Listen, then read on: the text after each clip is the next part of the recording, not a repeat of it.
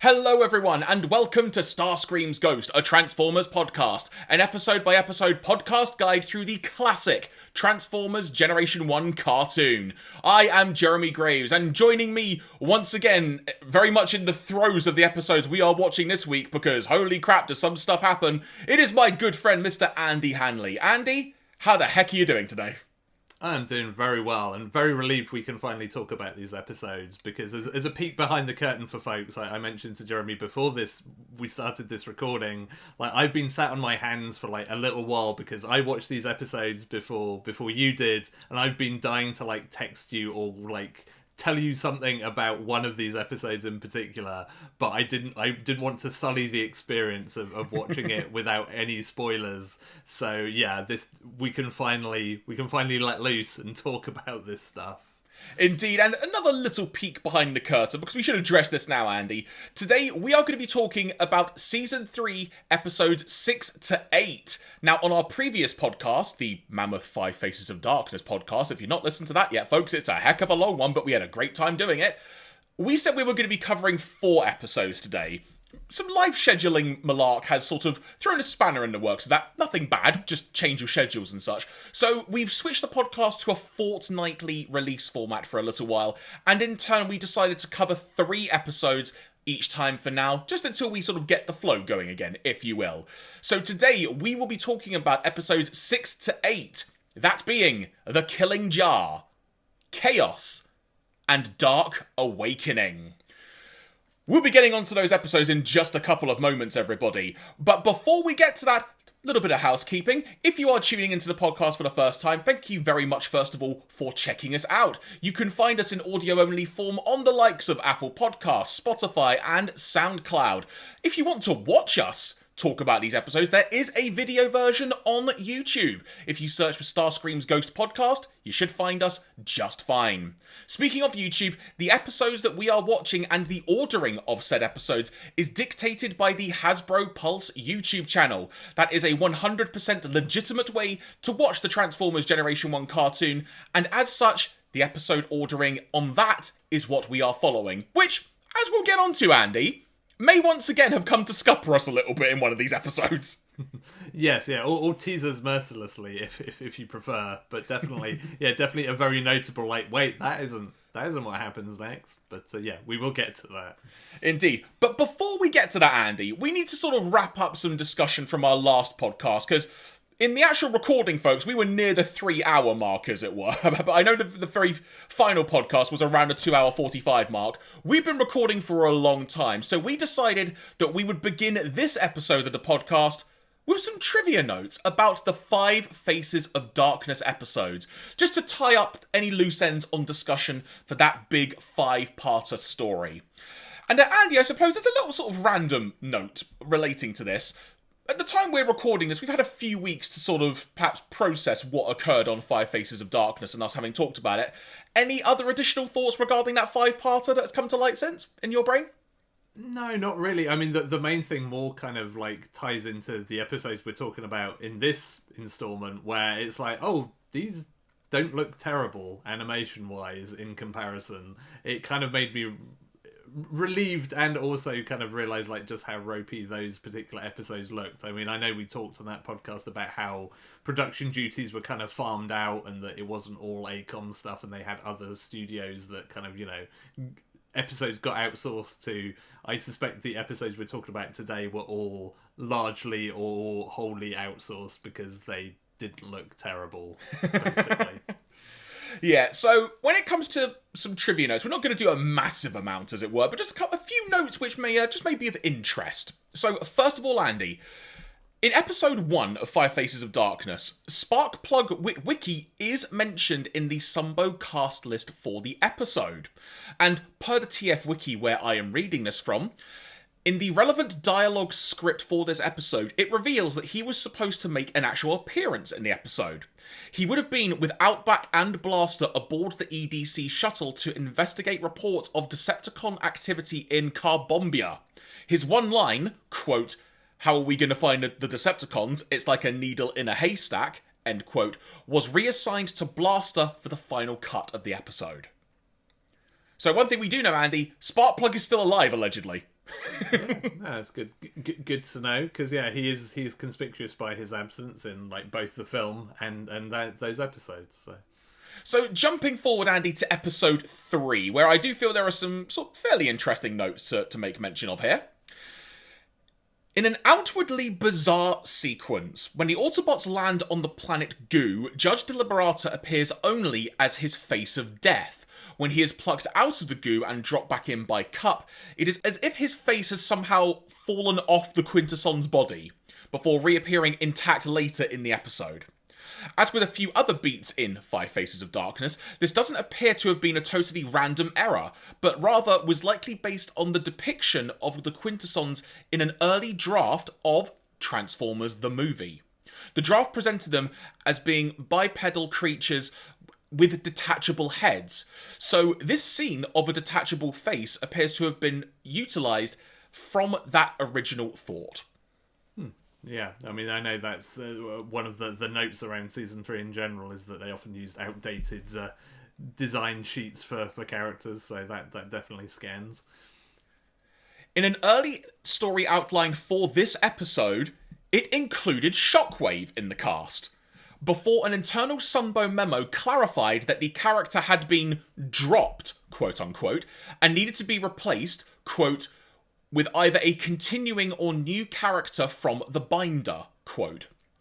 The outline later surfaced on the internet, revealing Shockwave's planned role in the episode. He was intended to be the one Decepticon who was skeptical of the Quintessons, as he was apparently an ancient Decepticon and has vague memories of the Quintessons, but can't recall the details because of too many uploads and downloads in the intervening time. Based on this, it seems clear that the character was replaced with Blitzwing, who fulfills the skeptic role for reasons not explained in this episode. Yeah, that is fascinating to me. Yeah, and it does, because it is really random. Like, we may even have mentioned it at the time, like, why Blitzwing? Like, of all the characters to be the sort of the doubting one. And yeah, Shockwave and that whole storyline would have made way more sense. But yeah, poor Shockwave, no longer required as a toy, and thus killed off effectively. So a couple of script notes relating to this.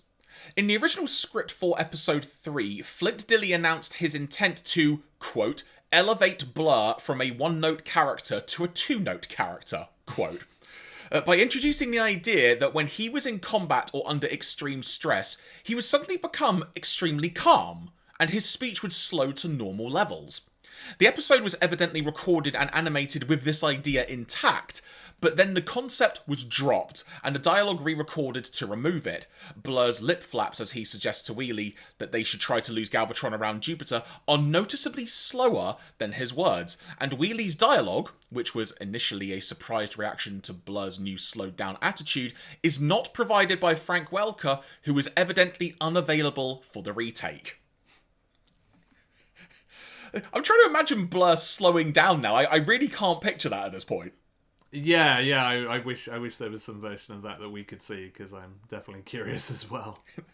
Another idea that didn't survive from the script to the finish episode is the crash landing on Io was to have rattled Wheelie's systems, leaving him talking not in rhyme, but in an overly verbose technical manner compared by Blur to Perceptor.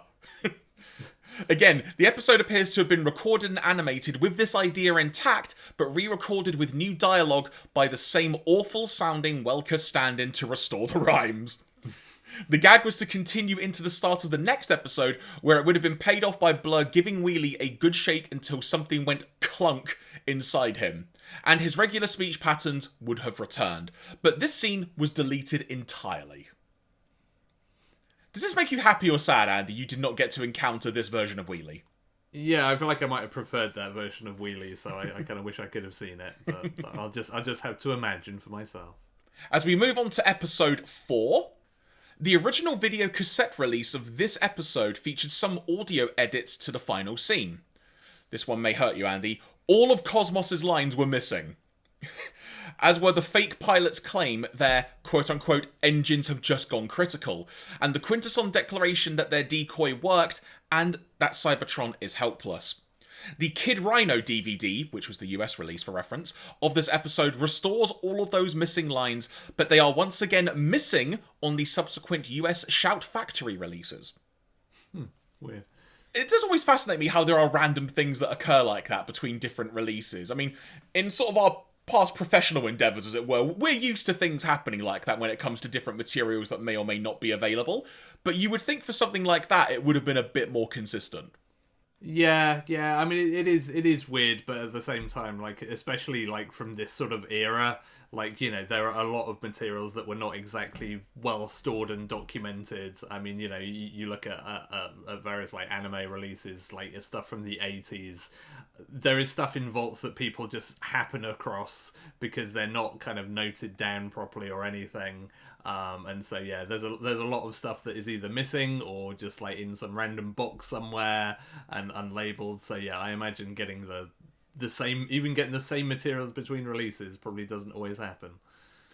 And when it comes to episode 5, I'm just going to mention one note for this, Andy, because we mentioned it at the time we were talking about the episode. This episode is the last appearance of the Volcano, Autobot Headquarters, and Teletran 1. Now, There is something more to mention of that as we get later into the season, which I can see on the note here, but I'm not going to mention it now for spoiler purposes.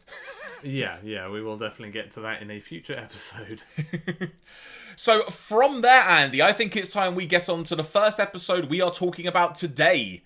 This being Season 3, Episode 6, The Killing Jar.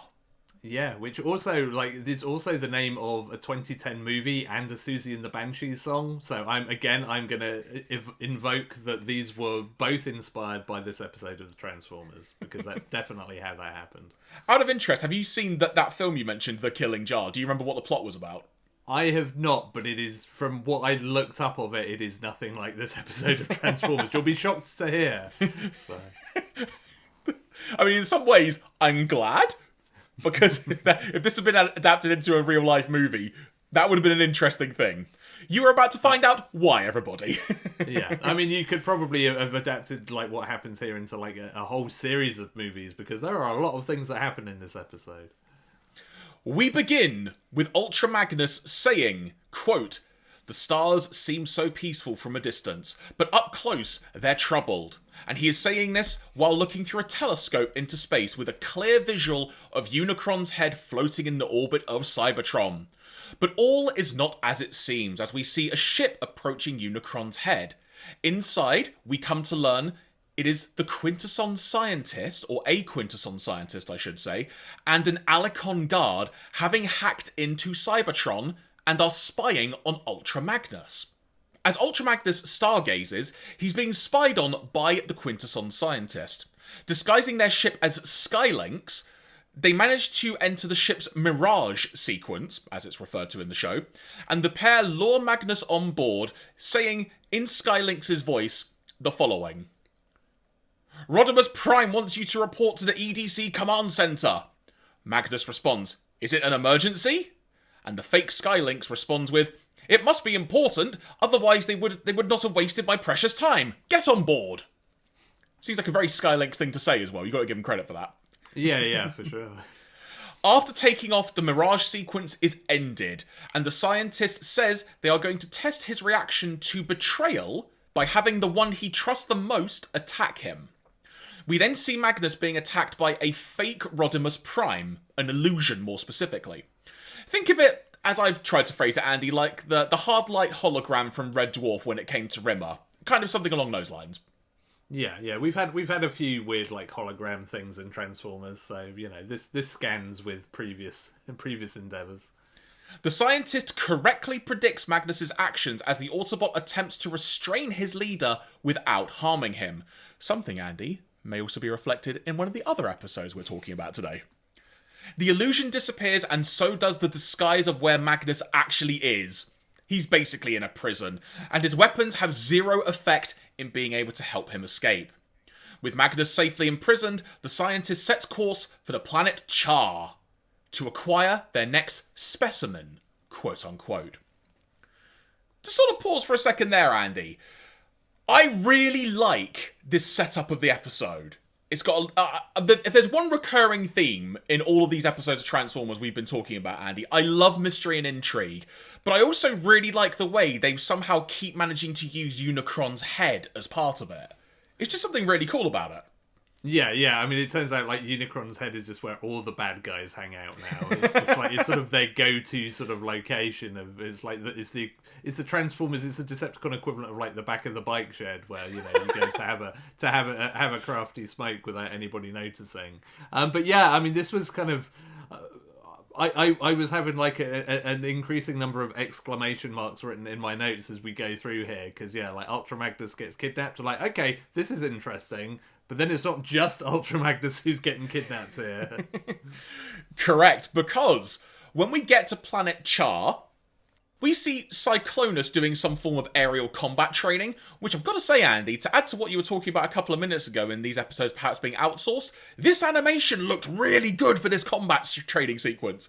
Yeah, I mean, this episode overall looks pretty good a lot of the time. Like, I think it definitely it helped to sell me on this episode in a way that I suspect it wouldn't had it been, animated less well. Because, this definitely is a big step up and is probably the best animated of the 3 episodes we talk about here in return.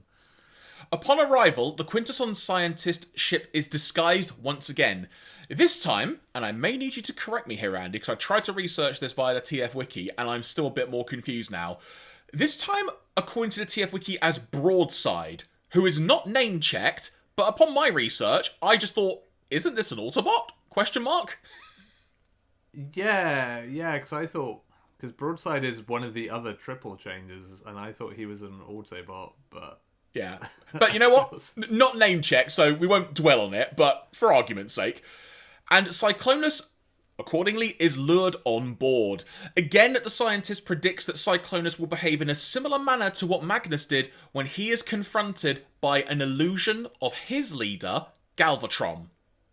Next up, we go to the planet of Junk. Do you see where we're going with this pattern, everybody? Junkion, where Wreck-Gar is enjoying Lippo the Clown's TV show, Andy. And this... I'm going to try and read this with a straight face, because this is ridiculous what happens. Lippo the Clown turns up himself in a spacecraft, the disguised scientist ship, and manages to lure Wreck-Gar on board by saying, quote, "Come inside, Wreck-Gar, and say hello to the studio audience," quote. The fact that Wreck-Gar didn't suspect in any way, shape or form that something was up with this, to me, is incredibly dumb. You see, I can totally buy into that. Like, if anybody is gonna fall for that, like, hey, do you want to be on TV? It's gonna be Wreck-Gar, and I love how stupid this whole thing is, because it's also like, this is incredibly stupid, but also, yep, this is exactly what would happen. I have no doubt that if you dressed up in a clown outfit and told Wreck-Gar he was gonna be on TV, he'd be like, yeah, cool. Where do I go? Where do I sign up? I don't doubt that either, but there was part of me that's just like, you were just watching his TV show. Why would he suddenly appear behind you on the planet Junkion? Yeah, for sure. And it's also it's such a kind of like a schism and a shift from like the whole Ultra Magnus Rodimus Prime thing, which is relatively kind of serious and with a straight face, and we almost immediately go from that to like some weird clown thing, and it's like, okay, cool. This episode is already going places. Obviously, it is soon revealed to be the Quintesson ship. The Quintesson scientist predicting that placing a Junkion in a clean, uncluttered room will cause him to go, let's say, a bit insane. Think of it that way. Instead, Andy, what I thought was amazing in this instance was Wreck-Gar proceeds to tear up the walls, floors, anything that's not nailed down pretty much, or in this case, was nailed down, and basically just make it be from completely bare surroundings to just, like, a junk, to which he literally goes, home sweet home. Yeah, I love it. I think this is why I love everything about this whole bit with Wreck-Gar, because, it's just like, just gonna make myself, like, a seat of junk, and, this all scans. This is very much Wreck-Gar's thing. Next up, which in and of itself, Andy, I still have questions about what happens here. Disguised as an EDC shuttle, the Earth Defense Command, the Quintesson ship docks on the EDC space station with nobody suspecting anything is up at all, and Marissa Fairborn is lured on board the ship by an illusion of her father, who, to be fair, she is genuinely excited to see because it felt like a surprise visit. Obviously, that feeling of excitement quickly changes when the ship's doors close behind her. Quote unquote, humans are disgusting creatures, but worthy of study, if just to find a way of better destroying them, says the Quintesson scientist. Man, Andy, does that statement in some ways ring true to real life? Once the ship leaves the space station, Marissa is shocked when her father's face changes into the Quintesson death face, as it's noted by the TF Wiki. She strikes the illusion with a kick and a judo chop, Austin Powers style, right to the back, saying, I'm going to try and do the accent, Andy. I'm not going to do it justice, but I don't know who you are, but you are not my father. It hurts to do that. In her incredibly stereotypical English accent, as I actually did write down. Then it disappears. The Quintesson scientist observes that, quote, violence is always the human's way of solving problems, end quote. Especially when you try and kidnap them, as it turns out. It's like maybe a little slightly biased experiment. Like, I'm sure if you just landed and like just offered her a nice ice cream or something, would probably have had a different outcome. But you know, I'm no Quintesson scientist, so you know, I defer to the experts. Confirmed, no scientist. Finally, the bars on Marissa's cell appear, and all 4 prisoners are now able to communicate with each other. Just to pause there for a second, Andy, because we've obviously now had the Retgar bit, and now we've had the EDC bit. Again, the mystery and intrigue of this, what the heck is going on? Capturing 4 different elements, as it were. Well, technically 2 Autobots, a human and a Decepticon, but still, what the heck is going to happen here? I'm really liking the pacing, the way this is being built. I'm really, really liking the episode right now. Yeah, it's really good, and you know, it has the right blend of kind of like fun, a little bit more serious, and like you say, it has the mystery angle. I mean, I did think, given what we know about what the Quintessons want, like they should have. Part of me was wondering, is this episode, are they just going to carry on and just like kidnap every Autobot and Decepticon one by one until they've got all of them, and then they can go and flip that switch on Cybertron again, and then the problem's solved? Because it's like, it seems like they're incredibly good at fooling and kidnapping Transformers, so maybe they should have just stuck with that plan until they had all of them. But no, there's plenty more for them to do, as it turns out. The Quintesson scientist then visits the prison cell area of the ship, instructing his guard to activate Marissa's cell's submission field device, which is a beam of light that pins her to the floor. As the pair move in, Retgar... This is a weird way to put it, Sandy, but I'm just going to say it. Retgar fires his fist, deactivating the field, allowing Marissa to attack the Quintesson and attempt to free Ultra Magnus. But before she can free him, the room begins crackling with electrical energy. The ship has flown into an electrical storm, and suddenly each Transformer in the room is losing control of themselves, and because electricity is flying about, Marissa is in danger too. All the captives are being assaulted by the energy, it should be noted. The Quintesson and his guard head to the control room and attempt to steer the ship through the storm. Now, Andy, I'm going to pause here. Did you notice on the animation of the ship trying to fly through the storm what appeared on screen? Yep, all the cells are labelled. So, yeah, I don't know quite what happened there, but clearly the labels that are normally should be kind of well outside of the what is photographed of the cells is not. So as somebody who's a bit of an animation nerd, I kind of freaked out in a good way about that. It's like, oh, I love this. I love seeing this stuff where you can even see like the loop of the frames where it's like a repeating thing. But yeah, that's a pretty major like photography error that somebody made right there. But I enjoyed that. Yeah, from that, like you said, from the point of view of it's a big error, but from just from like a production point of view, it was fascinating to look at. And just seeing that, if you want to go and actually look it up, people, it is worth checking out, just because you get to see the sequencing of the storm and how it builds and when the lightning bolts come in. It is genuinely really fascinating to look at, so we do encourage you to do it if you can.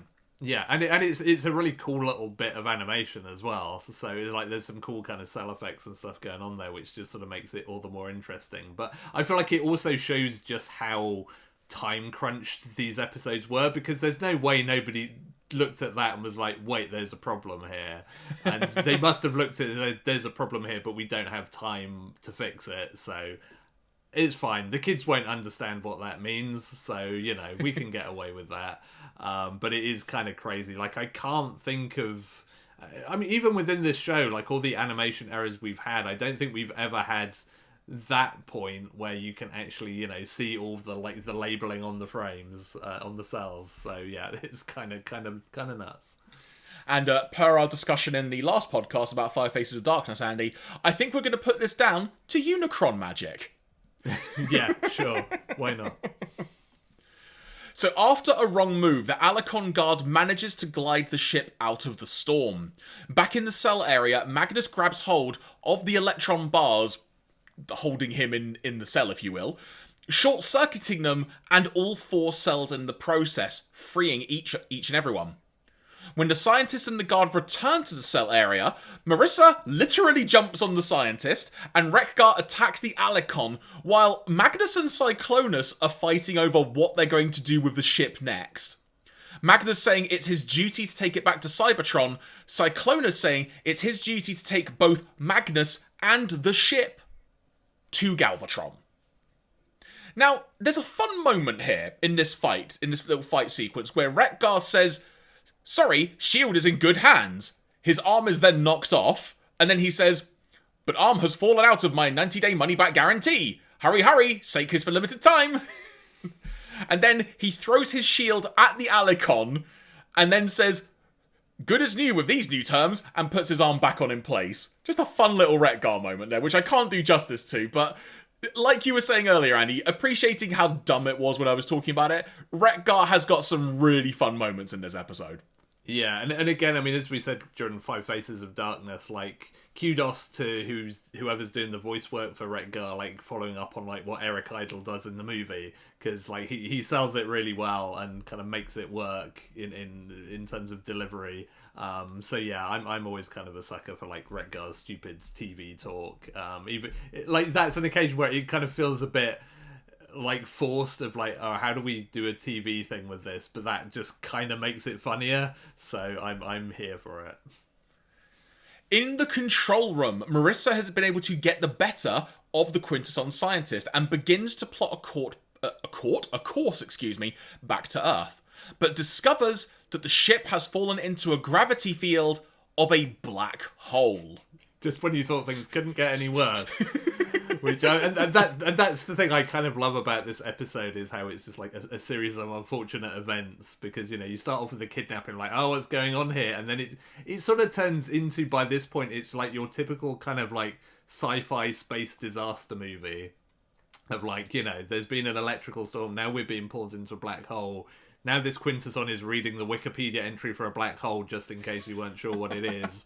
And it's like, this is why I was kind of into this episode, because, I mean, joking about, like, that 2010 film, it's like, this is kind of a good, like, sci-fi disaster movie at this point. And it's like, I'm kind of a sucker for this. So, yeah, like, where is this going? I want to see how this resolves itself. At this point, Marissa interrupts the fighting amongst everyone to let them know they've got bigger problems right now. But while the Alicon guard activates a distress signal, the Quintesson scientist slips away to the rear of the ship, where, Andy, there are escape pods located. The others follow him, only to find that most of the pods have been rendered useless by the electrical storm, and only one is remaining operational. After it looks like he is about to get away, Magnus just outright smashes the roof and yanks the Quintesson out from the escape pod. Which I think that was one of my favourite Ultra Magnus moments. I'm still sort of getting to grips and dealing with Ultra Magnus as a character. That was just yeah, good. That's what I want to see out of you. Good stuff. Yeah, like, I feel like that's the first time we've really seen him, like, just get down to business and not sort of prevaricate about things. It's like, there you go. That's what you need to do. However, the launch sequence has already begun when he manually ejects the Quintesson out of the ship. There you go. That's one way to put it. Magnus then insists that Marissa uses it, but Cyclonus intends to use it for himself. Wreck-Gar then tackles Cyclonus so that Magnus can help Marissa into the pod, but the Alicon ultimately prevents Magnus from helping Marissa inside. While they're fighting, the pod launches with ultimately no one on board, and a vacuum of space is created in the hangar. Magnus is pulled out as the whole room begins to depressurize. To Magnus's surprise, and I think everyone at this point, Cyclonus saves him with a tractor beam.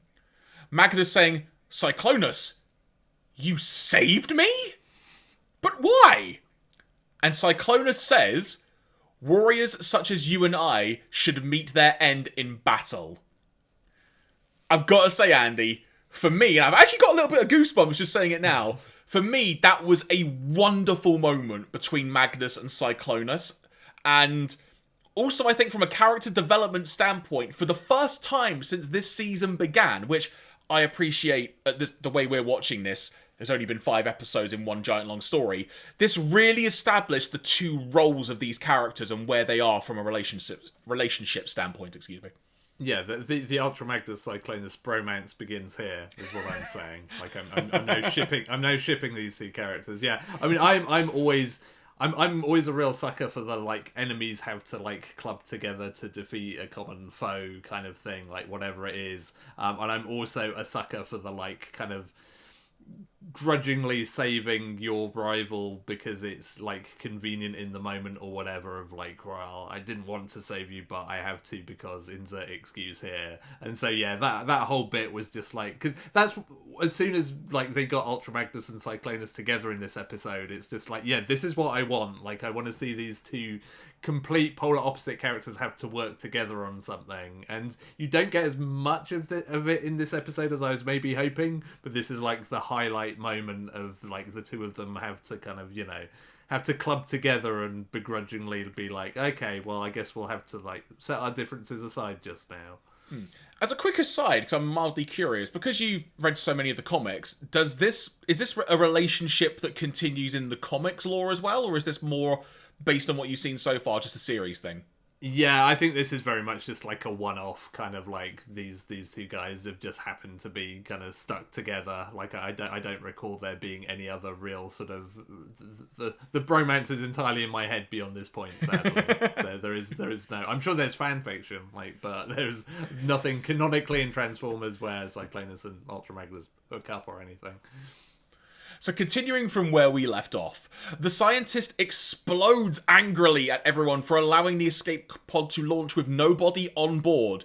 But everyone, quite rightly I feel, Andy, saying they wouldn't be in this mess at all if you hadn't kidnapped them. I mean, it is a very fair and valid point. It's just like, don't blame us for this mess. Like, you started it. But during the ensuing discussion, they begin to receive a transmission, and the fact that a spy ship is coming up behind them. Now, although they believe that rescue is imminent, there's confusion over who has potentially picked up the distress signal, with the scientist thinking it's his fellow brothers, i.e. Quintessons. I assume they're all related, Andy. I don't know. We'll find out at some point, maybe. Never. But Magnus thinks it's an Autobot cruiser. Cyclonus thinks it's got to be Decepticons, because who else would travel this far out in the system? And it turns out to merely be a derelict ship, which is dragged into the black hole ahead of them and ends up exploding upon entry. Despite the scientists saying that they should be able to hold their position a little while longer, finally, the Quintesson ship's engines overload, and the ship follows the derelict ship into the black hole. Only to emerge, Andy, in what the scientist describes as a negative universe, with the colour spectrum drastically altered, it is fair to say. Yeah, I love this visually. Like, I'm always kind of a sucker for anything that does this. Like, I've recently been playing the video game Chicory, which does this it does a very similar thing where there's this kind of, like, dark world that the character gets pulled into, and it just, like, you know, flips everything to negative. Like, this doesn't quite do that because it basically palette swaps. It feels like when you're playing a fighting game and you can just pick a really weird color scheme for the characters because you just get weird, like, palette swapped Ultra Magnus. But again, yeah, it's a really nice visual flourish here that sort of it's not just a pure like here's a negative version or here's the thing in black and white. Like it's kind of this really interesting color scheme, and again, sci-fi stuff I'm a sucker for. Like dragged into a black hole, I'm like, yeah, I want to see what happens when you get dragged into a black hole in Transformers, and now we find out. Yeah, this was a really, really fun thing to see, and we'll get into exactly what happens in just a few moments, but just that first visual when it happens, and it's just that wonderful slap your face moment of, oh wow, what the heck? And in a good way as well, because you can bet, Andy, depending on what colours they could have chosen, this could have looked just really weird, but it actually looks so striking, and that's why it works so well. Yeah, it has just the right kind of feel for the whole like negative universe idea, but without being lazy about it. So yeah, I was very much like, oh, this is really cool. So everyone, including Marissa, are appearing as a different colour. Cyclonus says that his internal scanners aren't detecting any sensor malfunctions, so it may just be outside forces at work. Magnus and Cyclonus then instruct their hosts, the Quintesson scientist and the Alicon, to figure out how to get them back. The scientist says if they can enter the white hole at a certain trajectory, they should be able to get back. While the Quintesson works on a plan to return them to their own universe, the others set about repairing the overloaded engines, because obviously they ain't going to go anywhere if the engines have just gone kaput based on the last scene. The scientist saying that with some donated parts, they could be made fully functional again. Now, part of me does wonder, Andy. I feel the need to say this. Part of me thinks the Quintesson is like, this is a way to get some Transformers parts back for experimenting. Yeah, sort of thing. I did almost hope that there was kind of like an extra layer to this rather than just the simple like, yeah, we need spare parts. Which again, one of those things that's happened multiple times in this series at this point, where people have had to give up parts. But yeah, I was hoping there was going to be some like nefarious kind of little sting at the end of like, haha, now I have like Ultra Magnus's finger or something, I don't know, but no, sadly it doesn't seem to actually go there. So again, also just plot points in my head. But you know what we do get, Andy, even though we don't get that sting that you just mentioned, we get what I think it might be the second, but I can't honestly think of one off the top of my head. We get a montage at this point. We get a montage of them fixing engines. There may have been one really early in really, really early in season 1, like excluding like when the Ark crashed into the volcano and we see like a montage of the time aging and whatnot. But I think this is our first montage sequence that we get. Yeah, I think this is like the first proper one we get. I don't know why I felt the need to put so much focus on that, but I have, everyone. Indulge in that. I mean, it's an 80s TV show. Like, it sort of feels important to note when they have a montage. we have montages in the year 2005, people. Think of it that way. Once repairs are complete, the scientist then makes it known that if they approach at the wrong trajectory, they could be torn to pieces. The Quintesson slingshots the ship through the white hole, re-emerging from the black hole with the colour palettes restored, into the middle of a battle. Magnus immediately radios for help from Skylinks, who docks with the ship, and the short-lived truce has now come to an end. Cyclonus and Magnus agree that the next time they meet, it will be as enemies. Cyclonus specifically says that they will be as soldiers on opposing sides, continuing the theme from earlier scenes of them battling, and what I think, Andy, is clearly developing some kind of long-standing rivalry between the two. Yeah. The groups go their separate ways. Ultra Magnus, Wreck-Gar, and Marissa returning to Cybertron in Skylinks, and Cyclonus leaving, I guess, in Astro Train, because I think Astro Train is name-checked, but we don't see him specifically get aboard him. So we'll never find out. And the episode closes with Skylinks approaching Cybertron, and Magnus saying, "We travelled from one universe to another, and back again. But as citizens of the same galaxy, we are still so far apart." What is it with really downtrodden, like, final lines in the show right now? What is going on?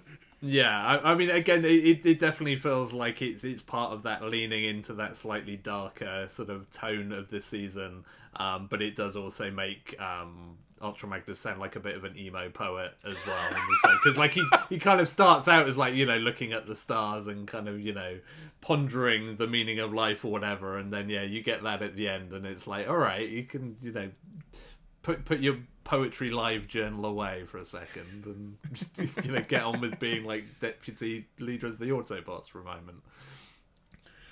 I see, this isn't me trying to like put a down mark on the episode, but there is part of me that wishes they would have explored more of this negative universe, because it feels like such a cool concept that they just got away from really, really quickly.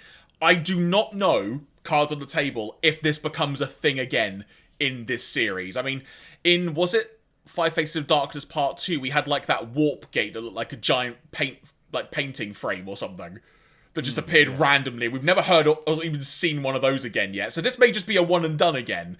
But I really hope this negative universe comes back, because I loved it as a concept.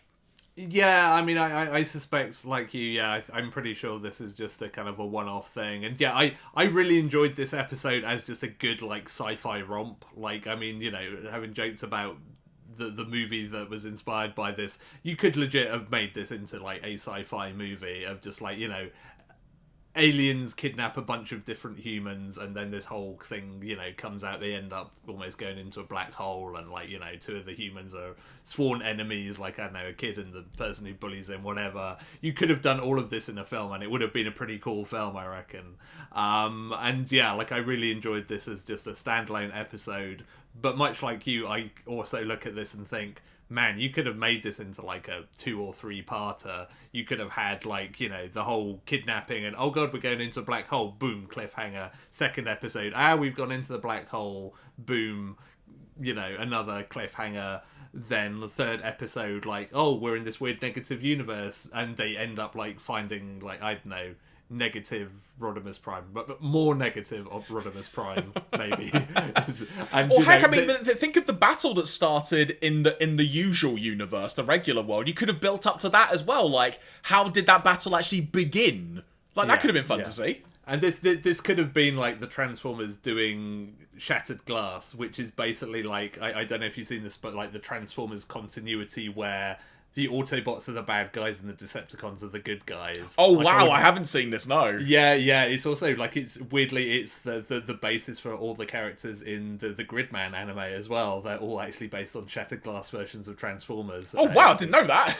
Yeah, it's a weird thing. It's a whole thing. But yeah, like, that's sort of like this weird sort of, like, I think it was just like a fan-made kind of continuity that sort of, like, sparked out into its own thing, and they made figures and all sorts. But like, they could have done that with this episode of just like, okay, this is a negative universe. Like, it would have been really cool for them to like journey through it and be like, oh, here's like Galvatron's the good guy and Rodimus Prime is like, you know, the evil kind of ruler over Cybertron. And, you know, there's all this stuff in my head of like, oh, are they going to do any of this stuff? But no, because it's a one-shot episode, you have no time to do that.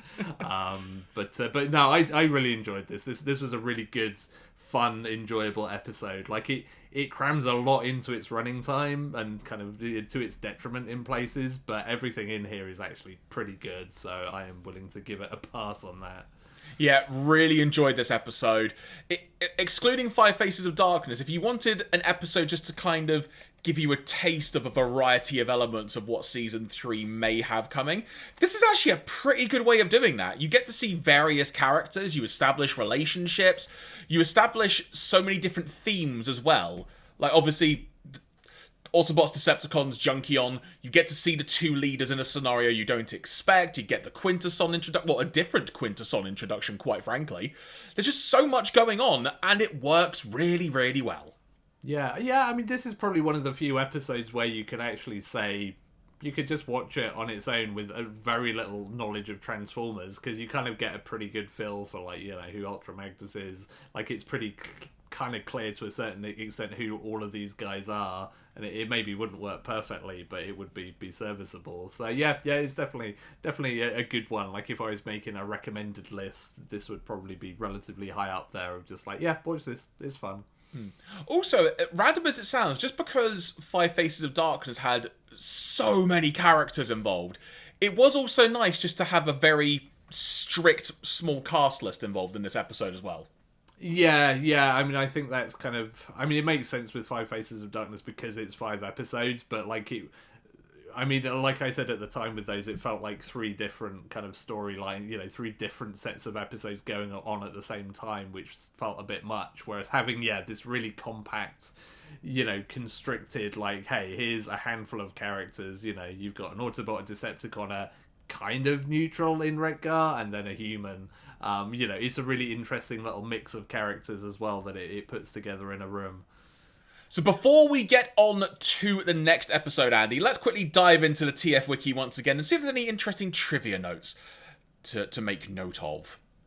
So one note, Andy, from this, the background music which plays during the working together montage, as the TF Wiki puts it, is the first piece of new music composed for Season 3, excluding the opening theme, and would appear to have been created specifically for this scene in question. Tiny snippets of it can be heard in a selection of other episodes, and also in the G.I. Joe episode, Secondhand Emotions. Yeah, again, just reusing that music between the two. Yeah, it's the weird thing actually that I've had that I've not talked about watching season 3 so far is I know there's a whole bunch of like new season 3 music, and I've been surprised that I've not heard any of it yet. So I've kind of been like listing out, being like, oh come on, because there's some really good tracks on like the season 3 side of the soundtrack, and I'm dying to like see them deployed. But thus far, it's been all like the classic kind of Transformers tunes that we've heard many a time before at this point. So yeah, that did stand out to me. It's like, oh, there's actually some new music here. From there, everyone, we now advance as we begin talking about season 3, episode 7. Very simple title, just simply Chaos. And nothing to do with Sonic either, by the way. No Chaos Emeralds or anything. Yeah. I mean, I would love to know, like, how this episode came about just in terms of the title. Like, did somebody just write this on a whiteboard somewhere as an episode and just, like, like brainstorming, like, right, let's have some episode ideas for Transformers, and somebody just steps up and just writes Chaos on the whiteboard. And like, what are we supposed to do with that? And this apparently was the answer. So imagine the pitch meeting. Right, imagine Chaos. And it's just that awkward silence, and then just like, go on? And just waiting for more. It's like, oh no, that's all I've got for you. Just the word Chaos. Yeah, and then someone else puts their hand out, what if we made this an episode about Cup?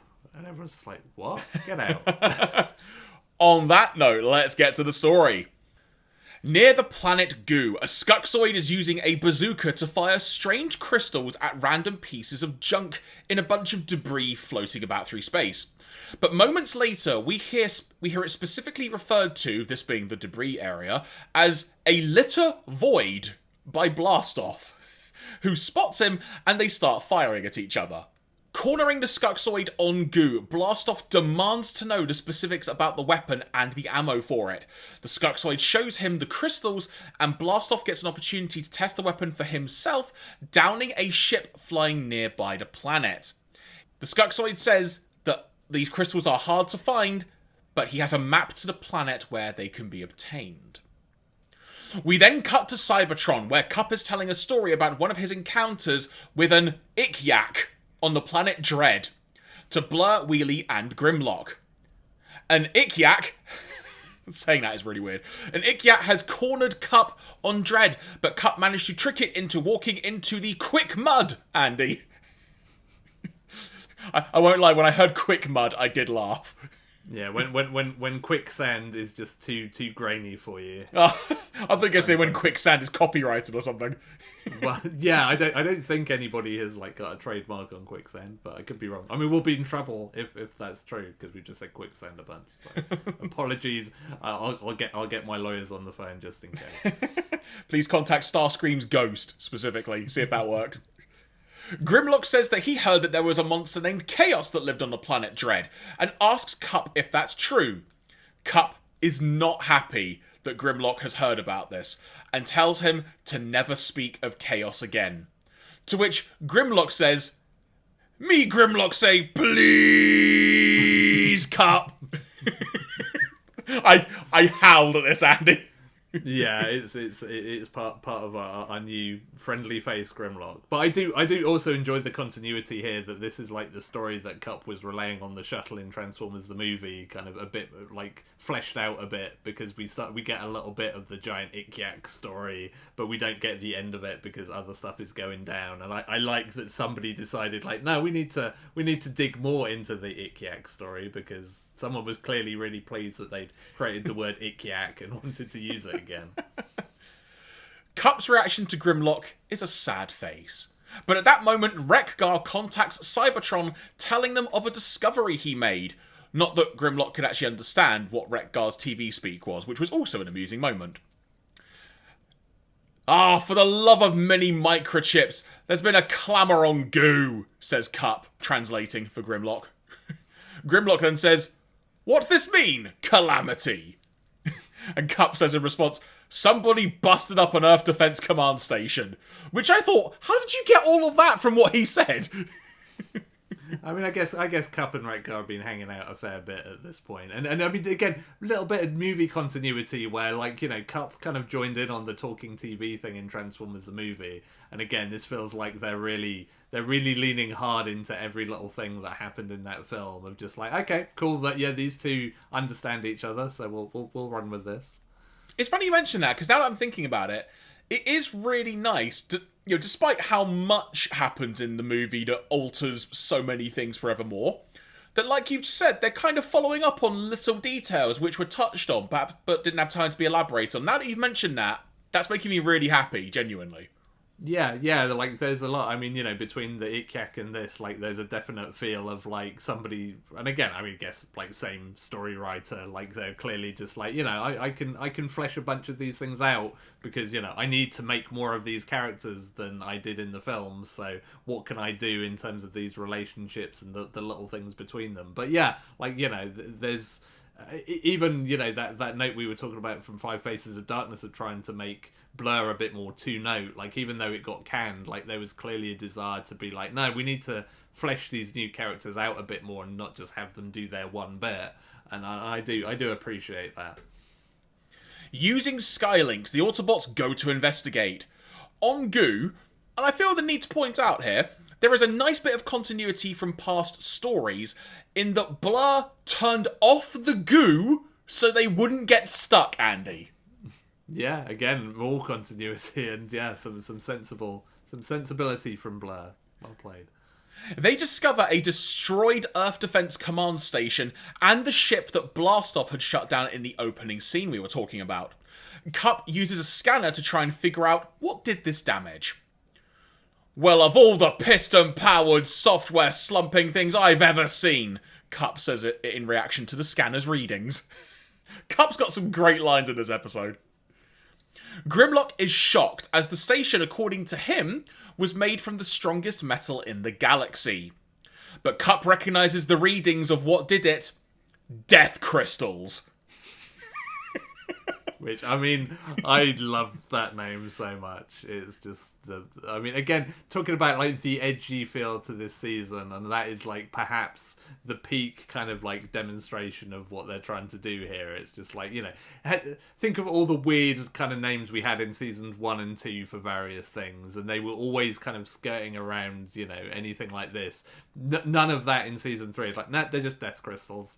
What they call death crystals. I mean, we're adding it to our bingo card now, where every time they make a die reference, quite literally, we're adding it on there now. So yeah, if anything is called, like, death. I mean, it's surprising that this episode is called Chaos and not just Death. You know? It's like, why not just go straight for the jugular and just call the entity Death? But no, they've at least gone with Chaos. There was part of me that was wondering, given the episode is called Chaos, why weren't they called Chaos Crystals? Yeah, I mean, you know, but yeah, clearly it does feel like there's a quota to be met here of, like, we've got to put death into every... Death or darkness, like, death or dark are the two words we have to use in every single episode. So, right, we've got Five Faces of Darkness, like, there was definitely some death and darkness in the previous episode. This one, we've got death crystals, and then we've got Dark Awakening, which also has some death in it, to be quite honest. We'll get to that shortly. The Autobots ask what death crystals are, but Cup is very... Yeah, who can tell what a death crystal might do? I mean, if only it had some more descriptive name. but Cup is very hesitant to share. I just keep adding to this at the moment. So much so that he mutters, Andy, he hoped he wouldn't be alive to see this day. At that moment, Blastoff appears with the, I've written down here, Andy, debuting, because I don't think we've seen him before, but Run Amok, like riding on top of him, firing death crystals. Yeah, as somebody, again, like one of the Decepticon toys I owned was Run Amok, so I was very excited to see him in the cartoon because I didn't expect to see Run Amok here or at any other point. It's like, oh, it's that guy, yay! And then we then hear Skylink say, "It appears I'll have to save you as usual." I remember finding Skylinks kind of annoying when I was a kid. As a grown-up, I think I appreciate Skylinks a lot more. I feel like I can relate to Skylinks now. You know, there was that point in season 2 where Optimus Prime was clearly just like, oh, please, can you just stop being annoying? This is what Skylinks is now. He is the embodiment of that essence of Optimus Prime.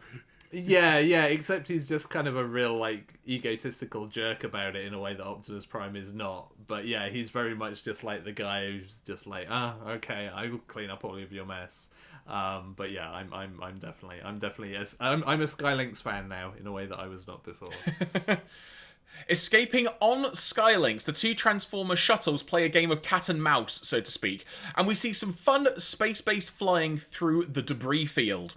This is until Run Amok destroys a comet, allowing Skylinks to escape.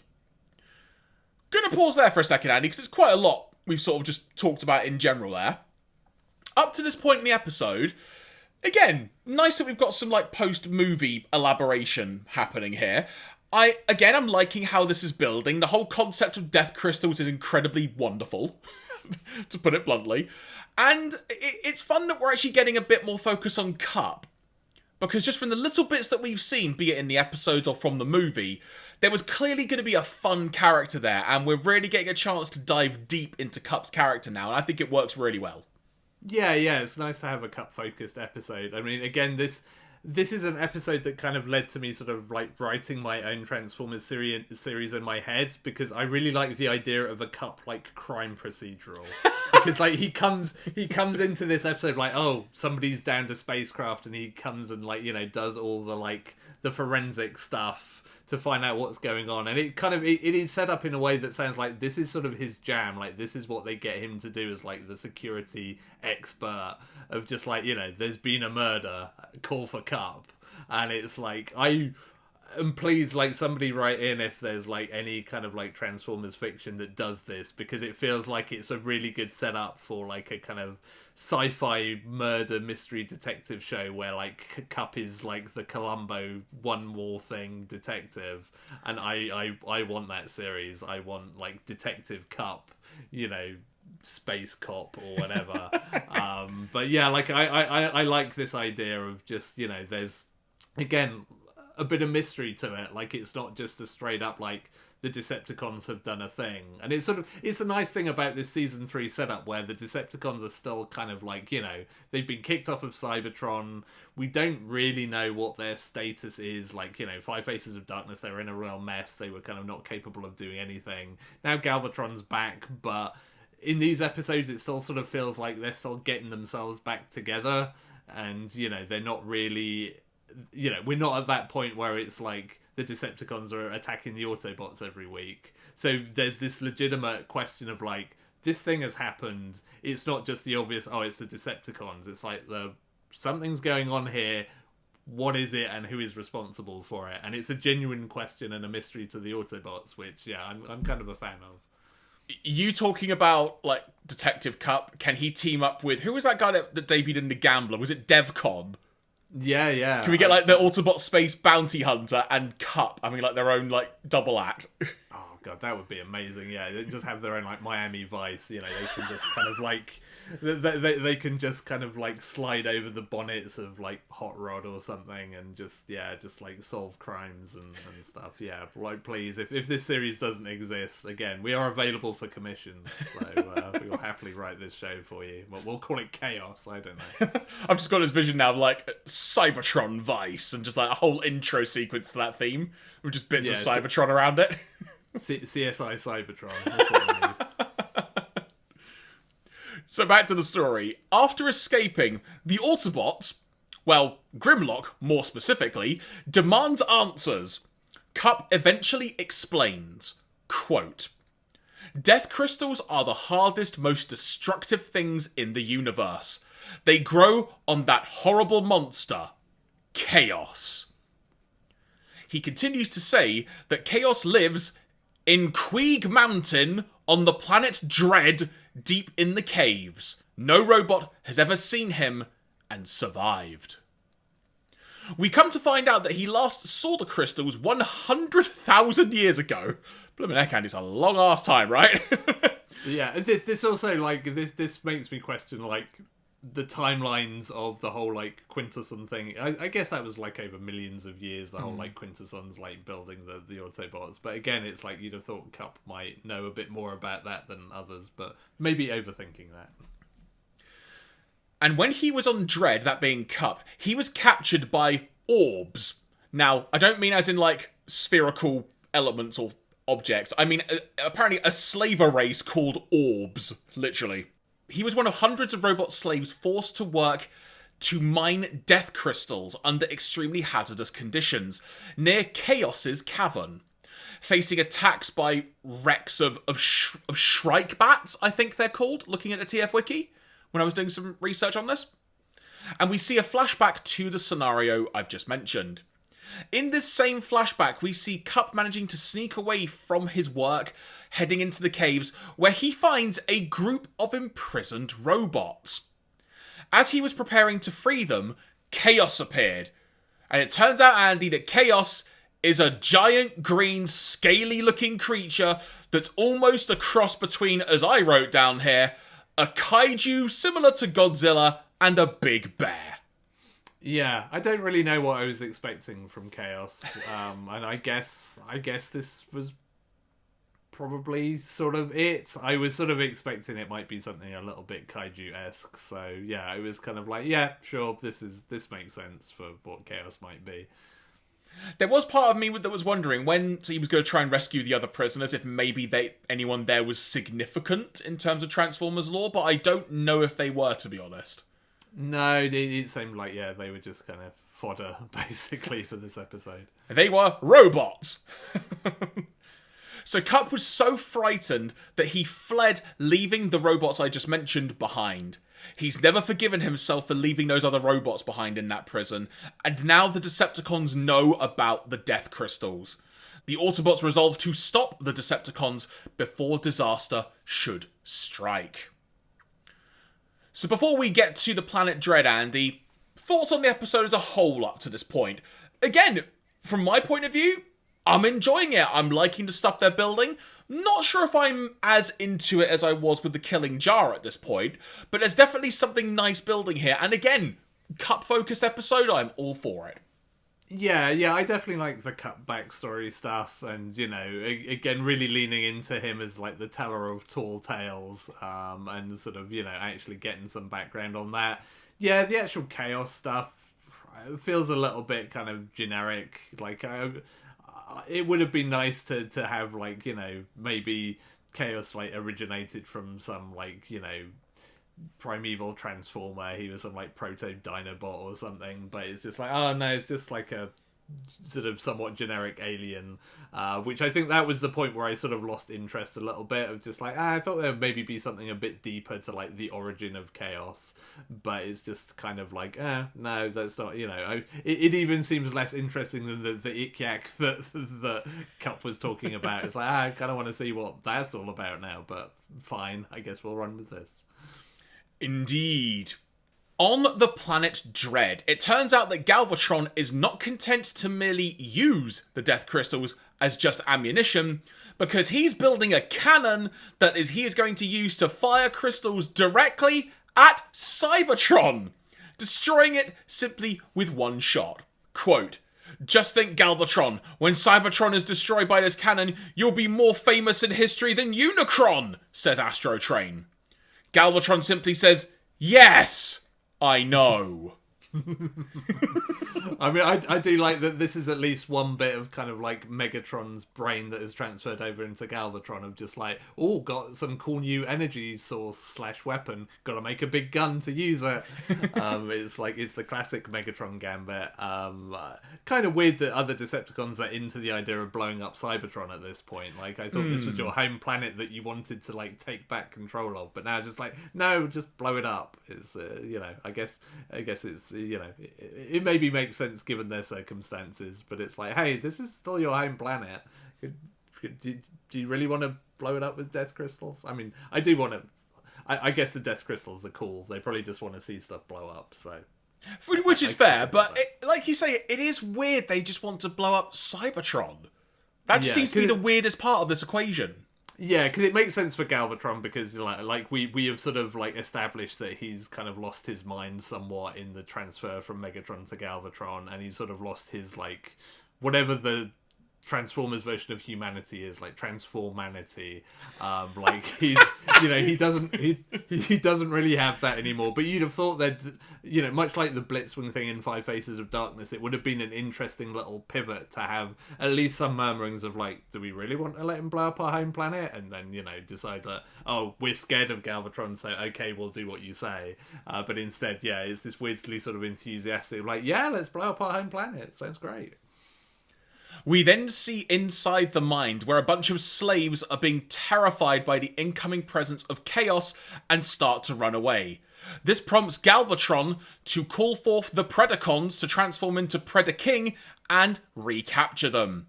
Now, I will say, Andy, it's our first opportunity to see Predaking do something successful in this series after Predaking's gloriously bad debut during the Five Faces of Darkness.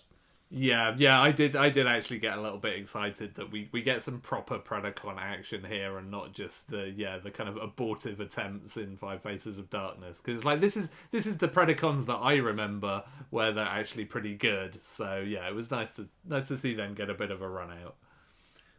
Landing away from the Decepticon camp, Kup takes Blur to do some recon, and during their search, unbeknownst to them, the Predacons already have them in their sights. With Razor Claw and Rampage, according to the TF Wiki, because I'm still learning who they are, everyone, just cards on the table there, taking on Kup, while the others are knocking Blur into the Quick Mud, which, as the TF Wiki put it, Andy, which I felt the need to note down, they said, which has the benefit of shutting him up. Yeah, I mean, that is very, very fair. Realising that their comrades are in trouble, Grimlock, Wheelie and Wreck-Gar head over to help, while Skylynx, for the first time in the series, Andy, correct me if I'm wrong, separates into two to take on both the Predacons and save Blur, simultaneously. But elaborate on this for me, Andy, because I'm still sort of new to Skylynx, or from what my Jeremy's current brain can remember. How many forms has Skylynx got? Because I know there's like the Lynx, obviously. There's the jet form, but are there like other elements I'm forgetting? Yeah, there's his normal kind of like non-vehicle mode is his like bird mode, where he's just like and then he kind of splits into two of just like like space shuttle and the kind of like carrier part of it that becomes the Lynx. I feel like he did do that at some point in Five Faces of Darkness, but I could be misremembering. Yeah, sorry, I should have spoken prop there, because I remembered the bird form, but I didn't remember the Lynx form, as it were, despite Lynx in the name, but you know what I mean. Yeah. So I suppose that the better question to ask is Skylynx effectively a triple changer then? I guess so. I mean, he's I guess the technical designation he's probably some other random toy from another line of transforming things that became a transformer. Because he's not like officially I don't think he's ever officially been listed as a triple changer, and he's kind of weird because he splits into like two component parts. I don't know how you designate that, but yeah, he definitely has like 3 forms effectively. So I would say technically he's a triple changer, but maybe Springer isn't really into the idea of giving him that designation because he doesn't like him. Who knows? So I've just quickly gone on the TF wiki, seeing as we're on this point, we may as well just quickly discuss it here.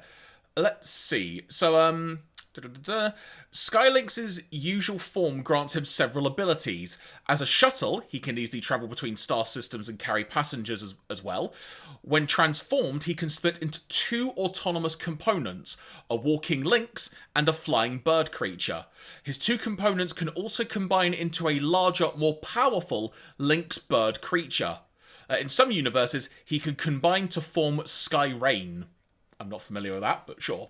So there we go. We've learned something about Skylinks, everyone. Yeah, there we go.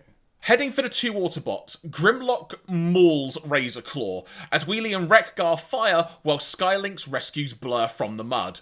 Quote, "You, Blur, lucky we got tired of waiting, otherwise you'd be nothing but mud pie. Me, Grimlock, say now it's time to destroy that monster Chaos," says Grimlock after everyone has regrouped following the scuffle, while everyone is discussing their next move. The consensus, sans Cup, probably for obvious reasons at this point, is that they need to destroy Chaos. Skylinks decides that some recon is needed and takes to the sky.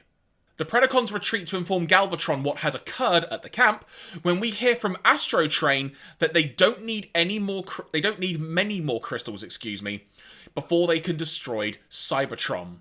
Skylinks then makes his presence known, and a firefight begins.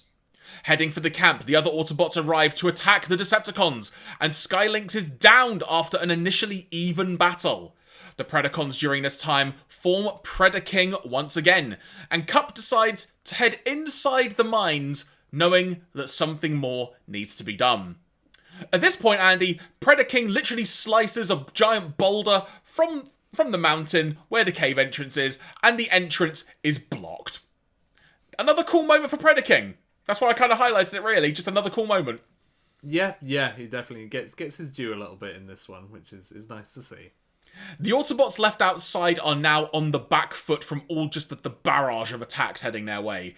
They end up finding Skylinks, who says that he isn't too badly injured, and even calls his friends Auto Buddies in the process, which I thought was really fun and cute. Yeah, it makes a change from all the insults that get kind of attached to Auto or Decepti. So Auto Buddies, we'll go with that. Cup is now trapped inside the mines of Queeg Mountain, which I want to make sure I say at least one more time, and immediately goes to find Chaos. He decides to confront him and says that there's an even greater monster outside than you, angering Chaos in the process. Cup then makes a run for it, in the process finding imprisoned robots and freeing them. Outside, Cup is then able to get a few of the robots to arrive just as Galvatron is ready to fire the cannon at Cybertron. Should also make mention, everyone, that they've basically exited another exit to the cave. That's how he got out so easily. A minor detail, but in case anyone was wondering. When it comes to the cannon, they end up repositioning it. So in turn, Andy, Galvatron and Astro Train are just knocked off in the process, which was quite a comical moment. And then at that moment, the monster Chaos arrives. The beast Chaos is what creates the Death Crystals. The Death Crystals are now inside the cannon that Galvatron has made. So there's only one thing that Cup can do, and that is to fire the Death Crystal cannon at Chaos, in turn firing it at the mountain, which it turns out, Andy, is a volcano. Minor detail there. We had a volcano destroyed in Five Faces of Darkness, so I guess the volcano quotient still remains in the series, so we've got to have one somewhere. Skylinks manages to rescue the Autobots, who flee into space just as lava is covering everywhere nearby. But Skylinks has been injured. But Cup says, I'm sure he's going to be okay. And that actually reminds me of the time that he was riding the shuttle Jonagar and was trapped in a space whale. Sure, Cup, sure. As the other Autobots bemoan another tale being told by Cup, Grimlock commands them to be quiet because he loves Cup's war stories. And that's how the episode ends, everyone. It's really weird, Andy. I didn't have an issue with this episode. It does just feel like, in looking back on this, it was a bit flat, wasn't it? Even though there were some very good and fun moments in it. Yeah, like I feel like it starts out pretty well with some intriguing stuff, and then it sort of turns into a pretty sort of generic episode once you kind of realise what they're going to do and where they've got to go to do it. And I think it works reasonably well as like establishing Cup and letting him do some cool stuff and, you know, win the day. So it's kind of fair from that point of view, but beyond that, it's just like, yeah, that was, you know, passable. It was a serviceable episode, but it didn't, you know, set the world alight. So, before we move on to the next episode, Andy, let's get some trivia notes from the TF Wiki on this episode. This episode would be the last time Casey Kasem would ever voice a character in Transformers. He can be briefly heard as one of the robot slaves in Cup's first flashback to Chaos, screaming, quote, "We have to return to our home planet," quote.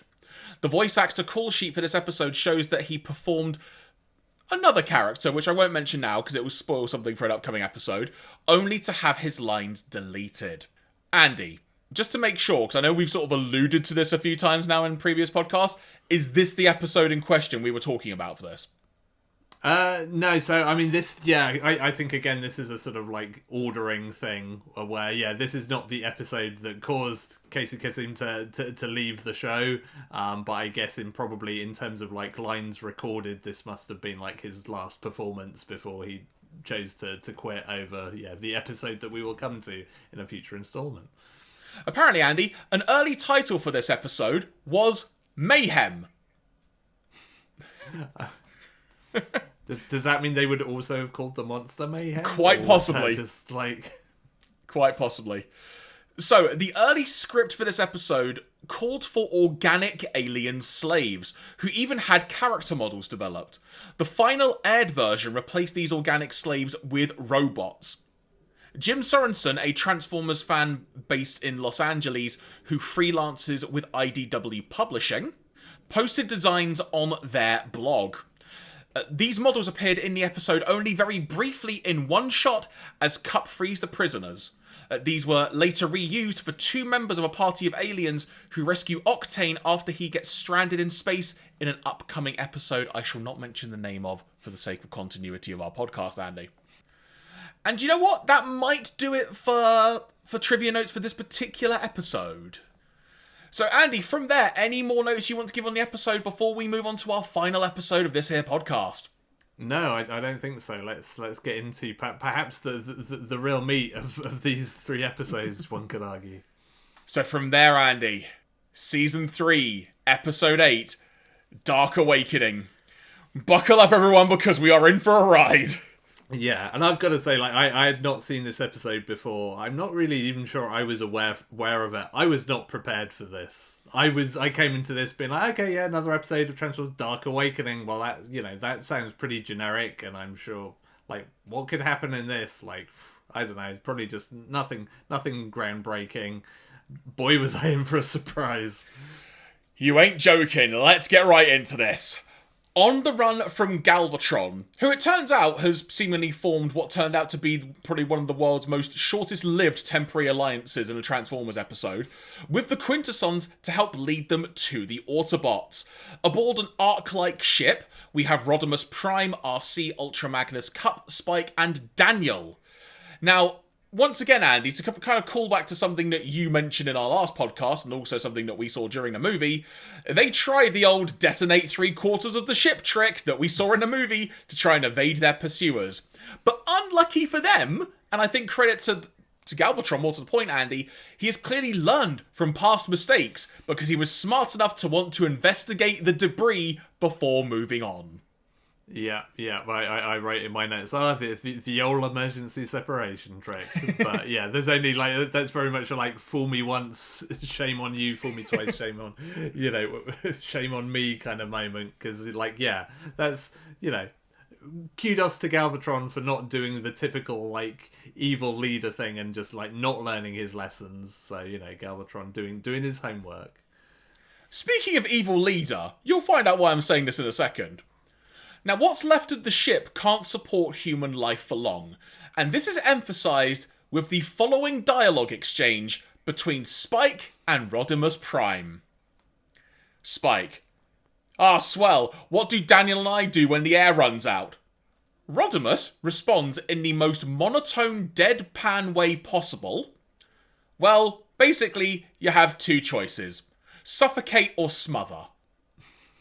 Yeah, I mean, again, if you wanted kind of like a point in time to kind of indicate like the darker tone of this series, like just I mean, just that line in itself is like, wow, that's pretty dark, and two, for it to come from Rodimus, like that's kind of, that's maybe like a Springer quip that you'd be like, yeah, okay, that's Springer's like gallows humor because that's what he does. But it's just like, you cannot imagine like Optimus Prime saying this line, even in this episode. And it's like, yeah, it's kind of a crazy moment, like where like I laughed at that and then was just like, hang on, this was a kid's cartoon. That's pretty dark. Yeah, it's so weird. It's the only way I can put it, just hearing something like that in a kid's cartoon like this. And also just so bluntly as well. Like Transformers the movie, when we discussed that a few podcasts ago, we talked about how there was a clear tonal shift in that and some of the direct lines used. But this is just outright telling people, well, you're freaking screwed, aren't you? Basically. Yeah, it's just like, yep, well, you're gonna die, aren't you? Which, and again, like to a human character as well. And well, two human characters. It's like to a child, quite one frankly. Of which exactly is a child. It's kind of it's kind of incredible that they go down that route, and it sort of is kind of admirable in a weird way. But yeah, really like leaning into that movie vibe, which will again a recurring theme of this episode for sure. Yeah, and I'm gonna sort of note this now in case I sort of come back to it a bit later. But as we'll get on to through this episode, I really feel like this story is actually very important for the development of Rodimus as a character. Oh yeah. Yeah, incredibly important, and I'm going to be very interested to see, and again, we'll probably elaborate on this a bit more as we go through this, whether this actually does see a notable change for the character, because there is some poignant stuff coming up. Yeah, and to be honest, to me, that feels like the primary goal of this episode. So yeah, like I'm similarly interested because despite all the stuff that goes on here and the other things that it is kind of alluding to and setting up for like further down the line in this series, this does primarily feel like a redemption for Hot Rod / Rodimus. And, which again in itself is a really interesting thing with, what they're doing with these characters, because it's much like, again going back to that whole Blur giving him like another angle and another element, like, this series is very keen to do that kind of stuff with, Rodimus and Galvatron you sort of see in Five Faces of Darkness, and it sort of follows through on Rodimus in this episode to be like, okay, we've set up this idea that he's like a reluctant leader, he doesn't really want this job. What does that mean when he kind of really has to come face to face with, what has happened to him and what his trajectory has been? And that's pretty deep for a kid's cartoon when you actually think about it. The Autobots then pick up something on their radar and head towards it.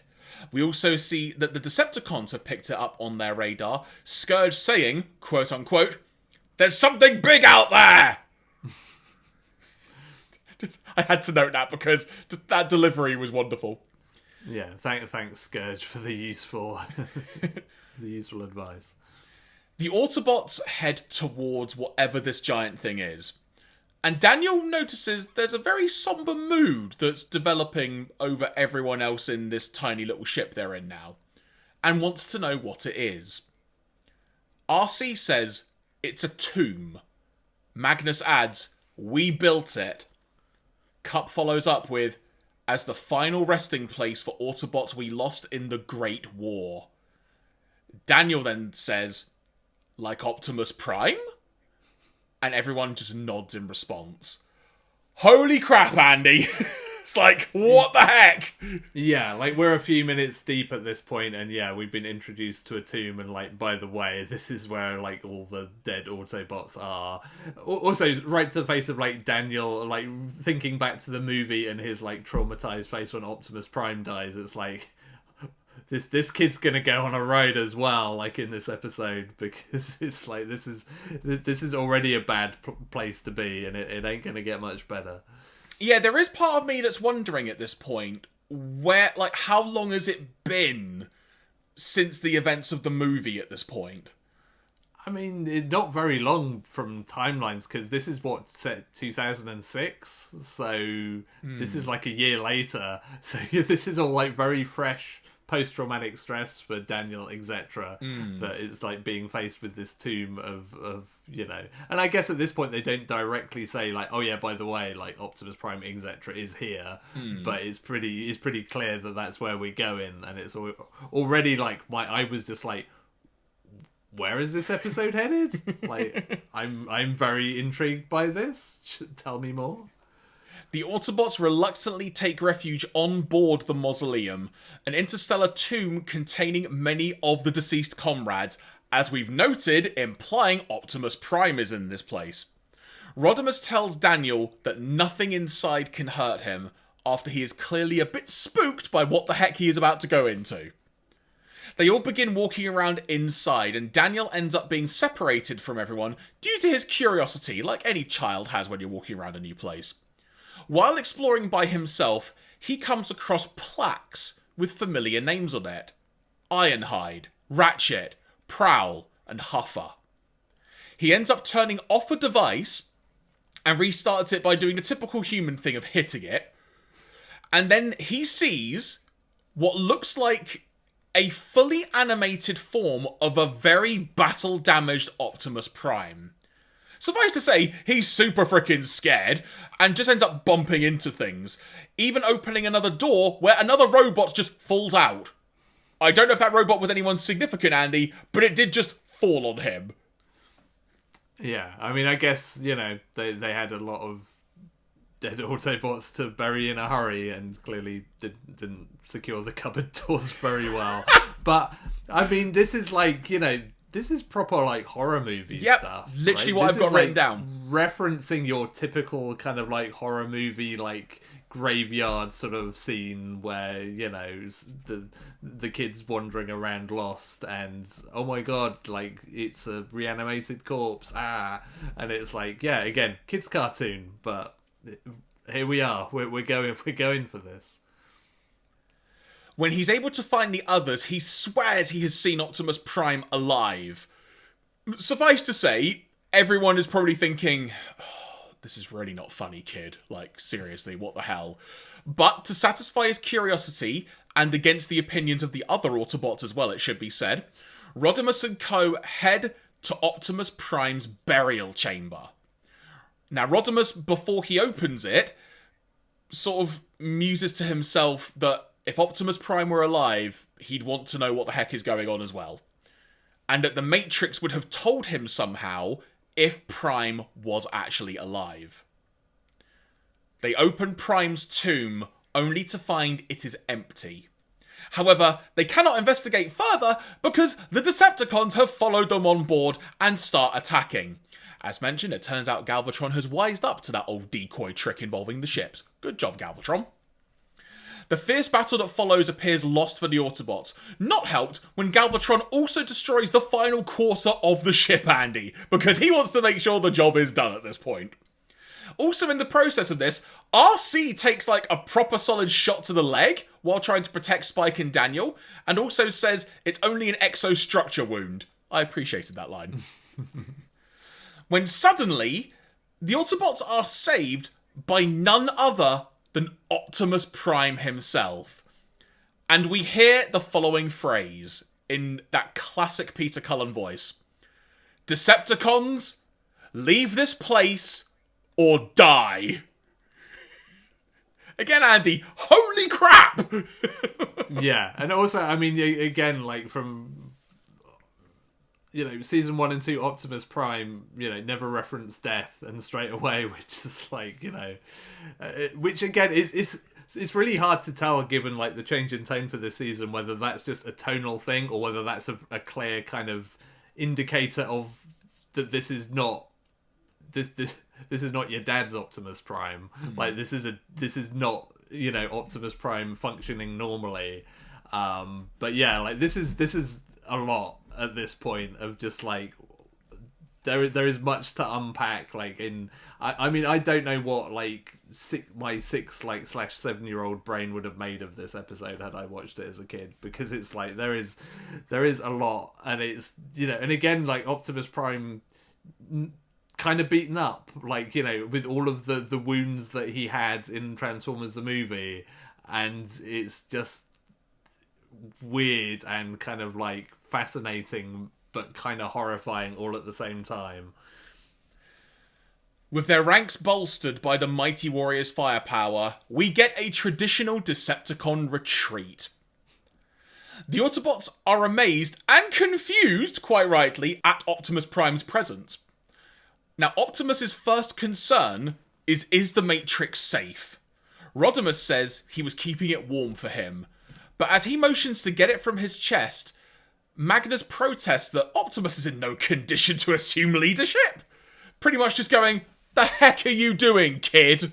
Yeah, it's like guy who has been like dead for a year and is suddenly like not, like maybe let him get like 40 winks before he takes on the Matrix again. Let him have some fresh energon, you know? Yeah, exactly. Optimus can give them no explanation for his apparent resurrection, just the typical sort of near-death experience of seeing darkness and then a sort of light at the end of the tunnel type thing. Everyone is very perplexed, and that's made even more so when Optimus Prime just suddenly blurts out, "Must complete plan," and wanders off. Yeah, nothing like malicious or menacing about that at all. That's perfectly normal. Everyone goes to follow him. Rodimus Prime has seen enough and is convinced at this point, Andy, that everything is okay. He eagerly, and I'm using that word generously, eagerly, wants to return the Matrix of Leadership to Optimus Prime, despite Prime's bizarre behaviour, despite the fact he's battle damaged to flippin' hell. He's just wanting to give it to him. But Prime is also sort of resisting wanting it as well. And this is also happening against the advice of Cup and Ultra Magnus, who are still protesting at the idea of this happening. Obviously, Andy, not that they don't want Optimus to be leader, but just the fact of, hold on a second here. Like, let's review what's going on. Yeah, and I think that is kind of the great thing about what this season is trying to do with its characters, like as we've been talking about, because, you know, like you say, we've seen Rodimus, the reluctant leader, and suddenly he's faced with this opportunity of like, hey, I can just get this burden off of me, like right now, right here, right now. And you see just how eager he is to like step back to being Hot Rod and getting to just kind of like live, you know, his normal life, not the one that he's had to assume. And it's really well played out because, yeah, like, you know, again, good bit of mystery around like, well, what's the deal with Optimus Prime here? Like, what's actually going on?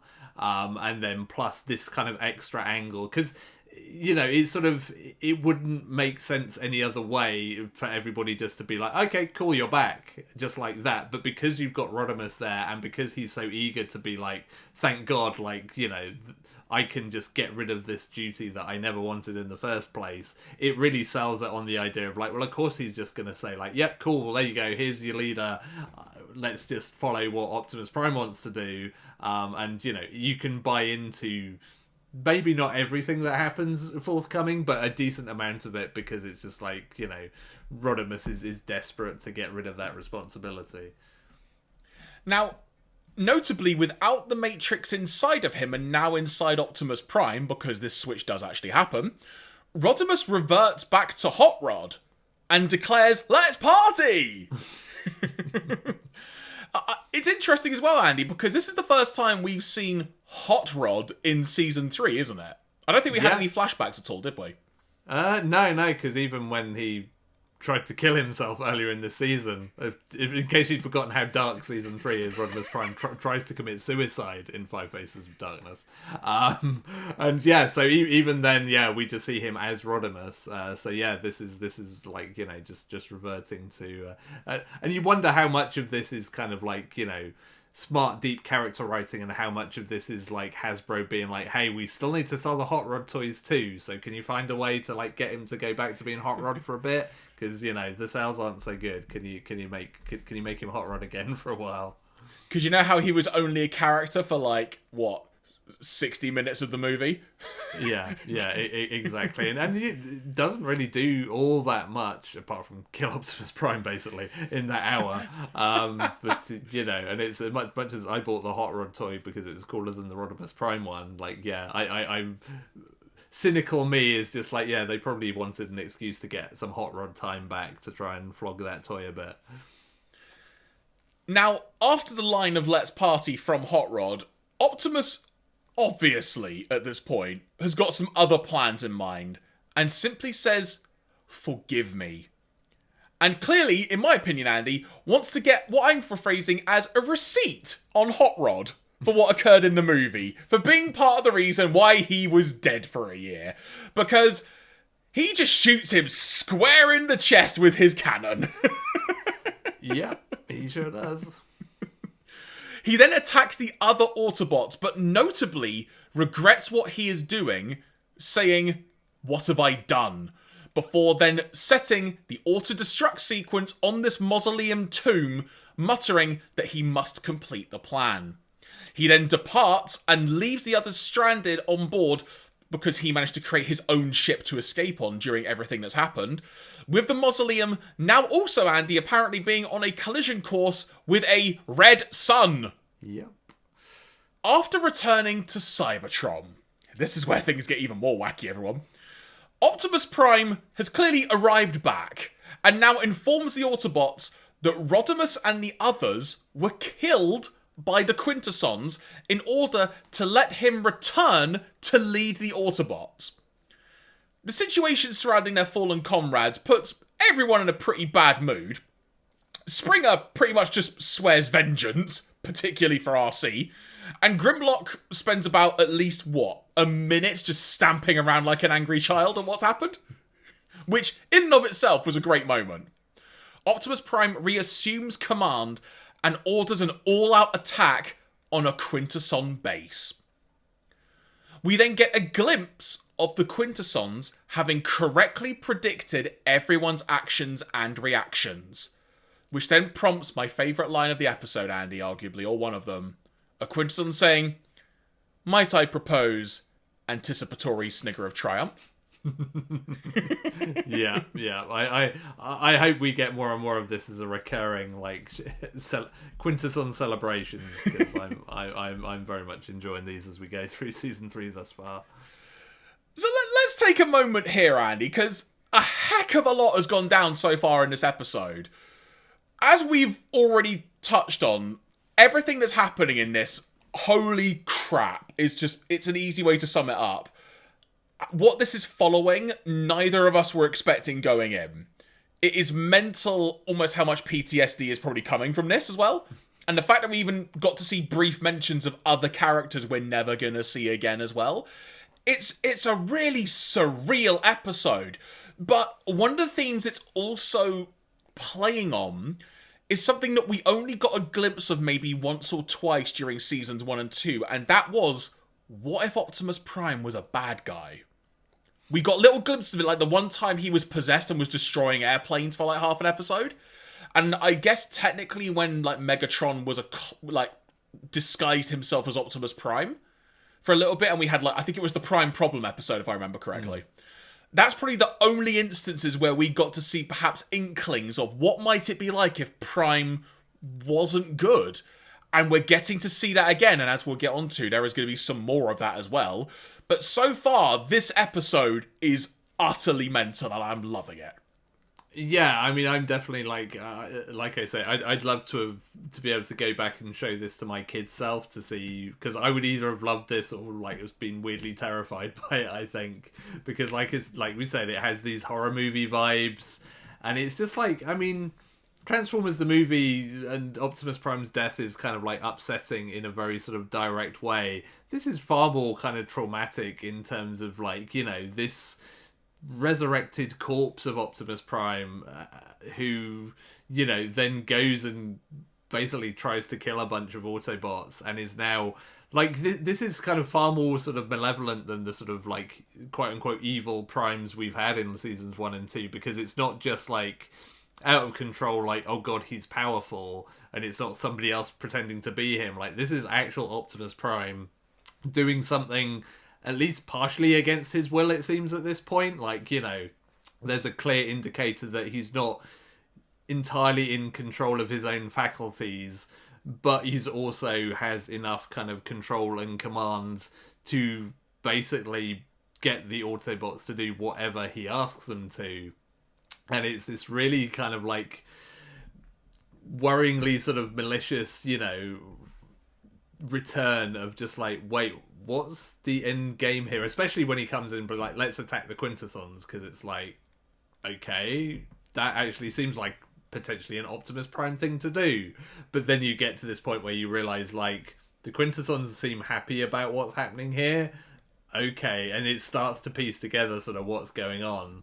And it's like, as much as I'm maybe already a little bit bored of the Quintessons being like the big bads here, because it's not quite the same as your like traditional like Decepticons or like Galvatron being the bad guy, but it's a really interesting configuration of elements, and it's one of the few moments I feel like where this series reaches a like, I'm not sure what the way out is for this, because it's like you've got like reanimated Optimus Prime, you've got Rodimus Prime now no longer Rodimus Prime. Like, what's the end game of this?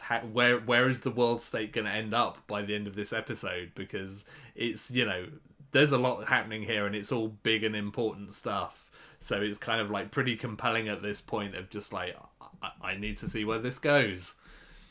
Yeah, and a couple of things just to touch on what you said.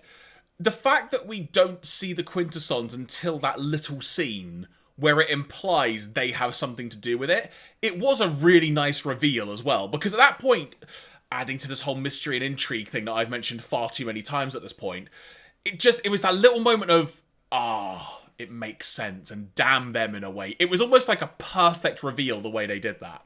Yeah, it's kind of weird, because when you actually sit down and think about it, you're like, well, of course, like, we know this isn't going to be a Decepticon thing necessarily, so of course it would be the Quintessons. But again, because of the world state in this season where, it's not always the Decepticons' fault for everything, it does kind of give you that doubt of like, well, what's actually happening here? Like, and because it sort of comes out of left field, there's not an obvious trail of like, okay, there are episodes of this cartoon where who's doing what and why from minute one, and I do like how season 3 keeps up a theme of not showing its hands too early and kind of letting you stew in it for a little bit before anything gets revealed.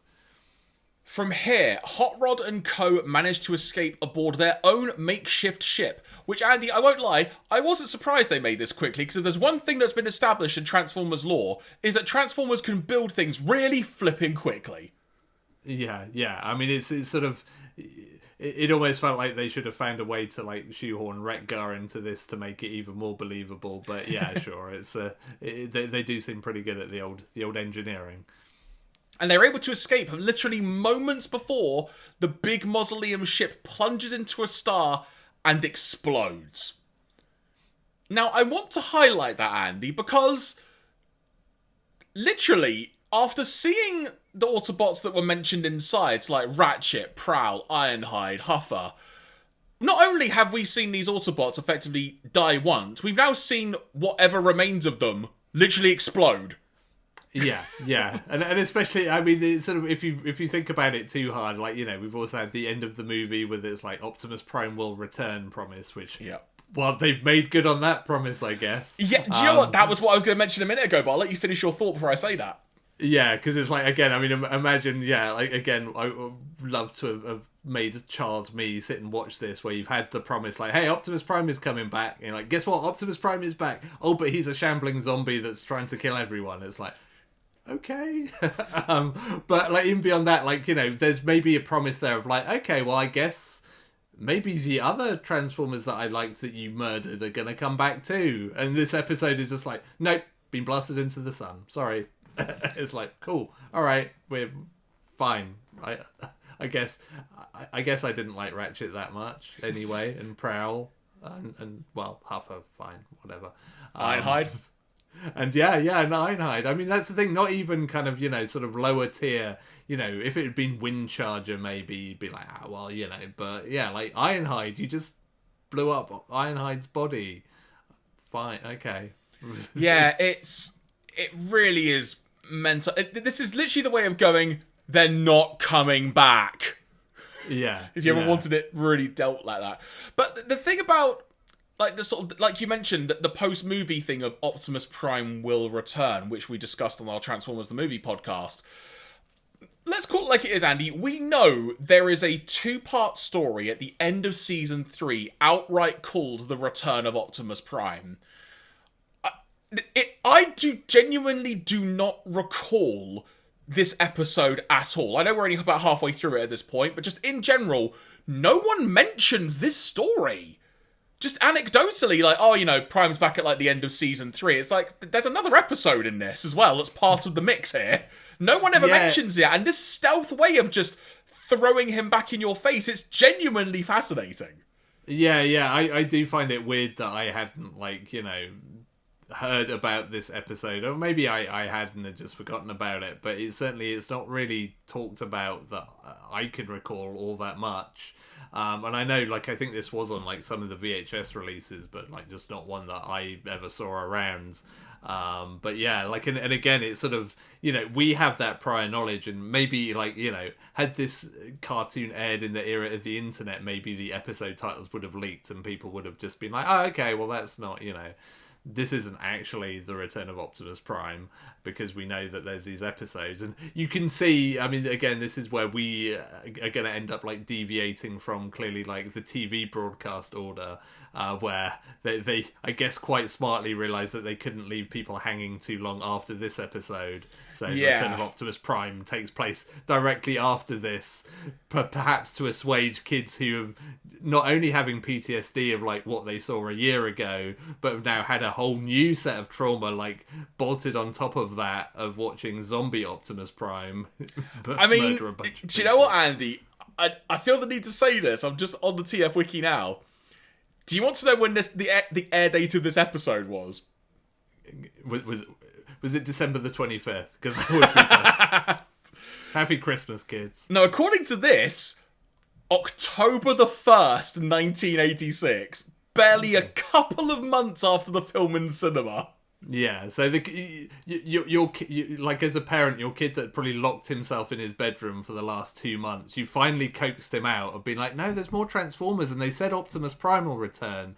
Come down and watch your cartoons and have your tea. It'll be good. You'll get to enjoy Transformers again. This might be the one where Optimus Prime comes back, and you just imagine 2 months later, finally, you know, the fog has lifted. It's like, oh yeah, okay, cool. I'll watch Transformers again, and then you get this episode, and the trauma is relived and then some. Oh my word. So, Hot Rod and Co., that's where we got to, sorry. So, they managed to escape the mausoleum with the remnants of our favourite G1s, people that were mentioned, gone forever. They returned to Cybertron, narrowly missing the Dinobots Sludge and Snarl upon crash landing. Literally just missing them. It was quite impressive. RC then says, Sludge and Snarl, we are so glad to see you. Sludge responds with, me Sludge not glad to see you. Snarl saying, you are all dead! And Sludge going, maybe we dead! that line, I loved that line. It's just, good old Dinobots. So it turns out that most of the Autobots have left to attack the Quintessons. Of course, at this point, even more suspicions are being raised at this point. We then cut to the Autobot fleet being led by Prime with Perceptor by his side on the bridge. They are approaching a planet which Prime says is the Quintessons' new base. We get the following dialogue exchange. Perceptor says, we'll send out patrols, but Prime responds with, and lose the element of surprise? I am in command here, Perceptor.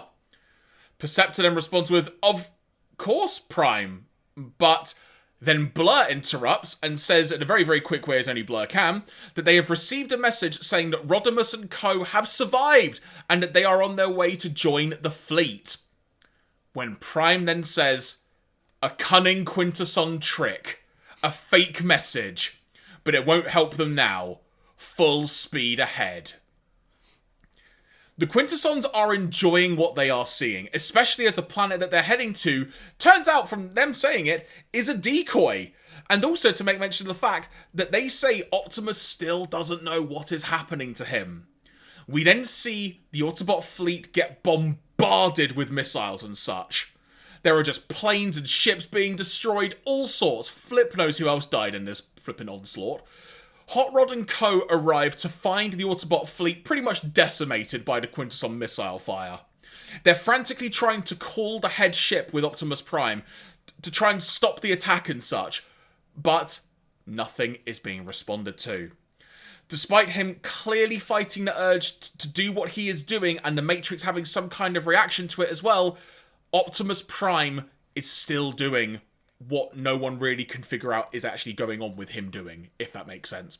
This is when Optimus Prime issues the order to destroy the incoming ship, which has Hot Rod and co. on it. And per his orders, it gets destroyed and everyone inside is able to escape. Perceptor, though, is on another part of the ship, and conveniently Andy has to go into telescope mode to look through a telescope, which I found quite amusing in and of itself. And then, microscope mode, I should have said in telescope mode. And then actually has them rescued. Hot Rod and the others are now finally on board the lead flagship of this fleet. And the former Rodimus goes Optimus hunting, quote unquote, after his, let's just call it a zombified mentor, Andy. I think that's fair to say at this point. When the two meet, Optimus Prime is clearly concerned for his comrades before his mind is overpowered once again. Fighting against both Hot Rod and himself, Optimus Prime has a flashback moment, if you will, to his own reanimation at the hands of the Quintessons, who stole his corpse, reanimated it with their own evil programming, all of this to lead the Autobots into a trap. Optimus is nothing more than a, as the Quintessons put it, quote-unquote, robotic zombie, combined with lingering remnants of his personality and memories. Then, the fighting starts. Hot Rod says, I don't want to fight you. And Optimus, clearly in pain, just says, then stop me! Hot Rod responds with, what? What do I do? And Optimus just shouts, please, Rodimus! Andy, at this point, this is just, it just keeps ramping up here, what is going on. The Quintesson flashback to what they did to Prime, any way that they could twist the knife even more into you over all the emotions they have got you in following the movie and everything that's happened since, they are doing a grand old job of this right now, it's got to be said. Yeah, and I feel like the culmination is like, and some really good like Peter Cullen voice work on his like pleas to Rodimus that are really actually genuinely quite kind of distressing, because it's not, you know, he's not phoning that in, like he's genuinely like begging, like please, like end this, you know, kill me. He's, you know, it's surprising given how dark like this season is that he doesn't less like literally like say that in that moment. But yeah, like it's kind of, it's incredibly kind of like dark and pretty harrowing, and you know, and again, you know, like Optimus Prime, like, you know, kid's hero in this kind of state, like, is just kind of really rough. And I mean, plus like you also get an extra like 2022 layer of him just being like, oh, it sounds like Rodimus is alive, and he's just like basically like, fake news. They must be the baddies. It's a, you know, and it's like that doesn't help either. But yeah, like all of that, and again, you know, you kind of see what's coming in this sort of like, it's almost, it's an interestingly like subtle thing, because you know you sort of see by the point Hot Rod kind of goes to face off against Prime that he's sort of like started to realize like his own sort of like hang-ups about like being in charge, and realizes that once again he's caused Optimus Prime a bunch of pain, really, by kind of like, you know, absolving his own responsibilities, and that sort of, you know, that undercurrent as well, just alongside the whole like zombie thing, is actually like pretty powerful as this series goes. It really is just something to behold. I'm not trying to add more gravitas to this for the sake of it, but it's just, again, with the way that we have watched the whole series up to this point, including the movie, and the way things are built up and discovering things as we've gone along from both of our unique perspectives, it's just the amount of gravity in this episode is just insanely mental. I can't think of the right words to articulate it, but it is mind-blowing in many ways. Yeah, and it's also like, this could have been a really sort of tackily done episode. Like, you know, I mean, as much as I make fun of like the trauma it's probably giving a bunch of kids at this point, like, it is done with that gravitas. It is done with like a sort of a grown-up sensibility that sort of always treats its audience with respect. Like, it's not just like, zombie Optimus Prime, isn't this fun? Like, it's genuinely going for the fact that like, this is kind of torturous for Prime to, you know, be made to do these things against his will that are sort of, you know, against his core beliefs. You know, it's not just kind of a cheap sort of, you know, pound shop, oh no, they made him shoot an Autobot. Like, he's literally doing things that are completely against everything that he stands for. And then, you know, you've got the Hot Rod / Rodimus Prime angle of, you know, his own responsibilities and, you know, seeing what has become of sort of, you know, the leader that he idolized. And it is all done with a real genuine care for those characters that I think, you know, deserve some appreciation, because it's not just as simple as like, you know, Hot Rod defeats zombie Optimus Prime. Like, it comes from a place of deep sort of character engagement that is, again, feels pretty unusual for like a kids cartoon in the 80s in particular. Continuing from where we left off, Hot Rod puts up a brave fight in a moment of compassion, trying to help Optimus, but Hot Rod is physically overcome by his mentor. Prime says that the Matrix makes me too strong. Hot Rod then retorts with, now there's a unique complaint. And then Prime says, if you lose, Autobots all destroyed. Prime continues to overpower Hot Rod easily, but the influence of the Matrix allows Prime to overcome the Quintesson's programming. Hot Rod then eventually overpowers Optimus, kicking him in the shin, which I felt was quite amusing in some ways, because of all the things it could have been. Sure, why not? Then throws him into a computer nearby. At this point, Andy, Prime's arm is detached. Just ripped off, and you just see bits of circuits hanging. It's like, the heck? Can you dig this knife any further? Yeah, just throw a bit more body horror into this, just on top of everything else. Why don't you? Oh man, but Prime gets back up and then kicks Rod away and holds his blaster in Hot Rod's face, trying to resist killing him. Then says, till all are one. Drops the gun and returns the Matrix to Hot Rod's chest cavity, restoring him to the status of Rodimus Prime. Optimus saying, monsters. They made me a weapon to destroy the very ones I loved in life. But you will save them, Rodimus Prime. As Optimus Prime takes his leave, the other Autobots find the quite simply battered Rodimus at this point, and obviously they're all equally battered as well, but the ship is being evacuated. They haven't got time to go and find Prime, which, at this point, Andy, you might be inclined to think they're like, look, that ain't Prime, we're getting out of here. Yeah, for sure. Optimus Prime then takes control of the ship, saying the following. Optimus Prime to Autobot fleet. Return to Cybertron. That is my final command. As the stunned Quintessons watch on, they see the Autobot fleet escaping. Optimus's final act, as mentioned, is to pilot this Autobot flagship into the trigger zone for the Quintessons trap, ensuring the safety of the retreating Autobot ships and crafts. Closing the distance piloting the command ship, Optimus Prime suffers horrendous damage, to say the least, because of the Quintessons' bombardment with just a relentless flurry of missile fire and explosions. We see bits of Prime's face starting to fall off and cave in. He loses an eye shield. It's just, what else can you do at this point? Like, can you really reinforce this any further? The answer, everyone, is yes. Yes, they can.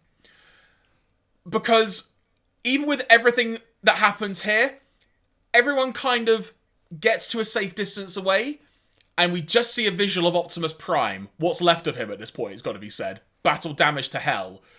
And he simply says, "Till all are one."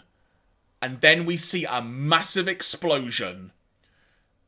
And that is the end, again, of Optimus Prime. And as Cup bids his old friend farewell, and the Autobots mourn the loss of their leader for a second time, Magnus remarks that the Nova that they see before them will be Optimus's memorial. And Rodimus then says, "I don't know if I'll ever be the leader you were, but for sure, I'm gonna try." And Andy, it's really weird to think about it, because I mentioned from my perspective of watching Transformers the movie when we talked about it in the podcast that I kind of had this impression and didn't really appreciate it until we've been doing this podcast, that I thought Hot Rod and RC and everyone were introduced through season 2. So it really caught me off guard, and for that to be Hot Rod's introduction in the movie, where he is the reason, ultimately, that Optimus is killed. Let's call it like it is. He is a big reason for it. For this to somehow work out as being a redemption story for Hot Rod and actually put him in an incredibly good light as though he's actually learned something from this. It's actually a fantastic bit of storytelling, as horrifying as it is in many ways. Yeah. I mean, it is like, it's insane on multiple levels, like how this episode operates. And again, I mean, I think I kind of said, during the Five Faces of Darkness stuff that, I was kind of used to a lot of these plot lines from the comics, which did a lot of similar things with Hot Rod / Rodimus and Galvatron. And I always sort of assumed that stuff was mostly compartmentalized as a comic thing, because that always had more grown-up themes, and it always kind of tackled its characters with a bit more of this sort of, gravitas. And again, like I say, I was no stranger to Optimus Prime dying, because he did that quite a lot in the comics. But yeah, like I was really surprised to see this kind of tackle those similar kind of themes in this way. And yeah, like, I mean, this for me is way more harrowing than Transformers the movie. Like, it kind of, because of the way it lingers on a lot of that stuff. Because, Optimus Prime's death scene, it is like a focal point of that film. But you pretty quickly get back onto, like, cool, let's watch the Transformers fighting. Let's get back to the action. Whereas this is just so singularly focused on Optimus and Rodimus, and kind of like, they're both of their sort of, influences upon each other, and the whole kind of dynamic, and, all of that stuff. And yeah, like, it's really pretty powerful. And it's kind of like, again, which is why I'm so surprised that I've not heard more about this episode, because it's kind of a standout to me in terms of what it does. And like I say, it could so easily have been a cheesy, like, zombie Optimus episode that has like a happy end, because you could have a happy ending that is just like, oh, Optimus Prime gets laid to rest in the tomb again, he's still dead, that's sad, but it's fine, we've got this place where we can remember him. But no, just like everything gets kind of destroyed in this at the end, until you get the narrator voice in, tune in tomorrow, which is like, if you're somehow still like cogent and able as a kid to watch tomorrow's episode of Transformers, might get better for you. But yeah, it's a mad episode, but I'm so happy that it exists, because it is really fascinating and goes places and does things that I can't really think of many other pieces of like kids media, certainly in terms of like cartoon media, that does this. Like, I can think back to my childhood of like, there were some of the like ironically some of the Charlie Brown movies of all things that kind of dealt with some quite interesting issues in interesting ways, but like this was like so brutal and to the point in terms of how it did it all that it's kind of mind boggling. Yeah, I will just go out on a limb and just say this episode is fantastic. Yeah, it really is. So you mentioned something there, and I'm going to sort of pivot into some trivia notes, because this will touch on the final part of the version of the episode that we watched on Hasbro Pulse. So, to set the scene, everybody, the episode concludes with our deep-voiced narrator, who we've come to know and love, saying, after what we've just seen and Rodimus's closing line, "But is this really the end of Optimus Prime? Find out in tomorrow's exciting episode, The Return of Optimus Prime." Now, first of all, I think you've just given it away by the way you said it, but that aside, let me read the following note from the TF Wiki. This episode originally aired early in Season 3, but was strategically re-aired in February 1987 to promote the broadcast of The Return of Optimus Prime. The rerun featured a new closing narration from Victor Caroli, who I don't think we've actually ever said by name, Andy, so there we go. That's the narrator's name. I could never remember his name, but yeah, I'm glad we finally name-checked him, because he deserves it. Adding what I just said. Caroli's line replaced the original final line of the episode delivered by Rodimus, which was simply, quote-unquote, "So long, Prime." The original version was released on VHS by Kid Rhino, but when the company released the episode on DVD, the altered ending was the only one included. Observing the frustration this caused among American fans, DVD consultant Chris McFeely helped ensure the restoration of the original ending for the Metrodome DVD releases of the episode, with the alternate ending as an Easter egg.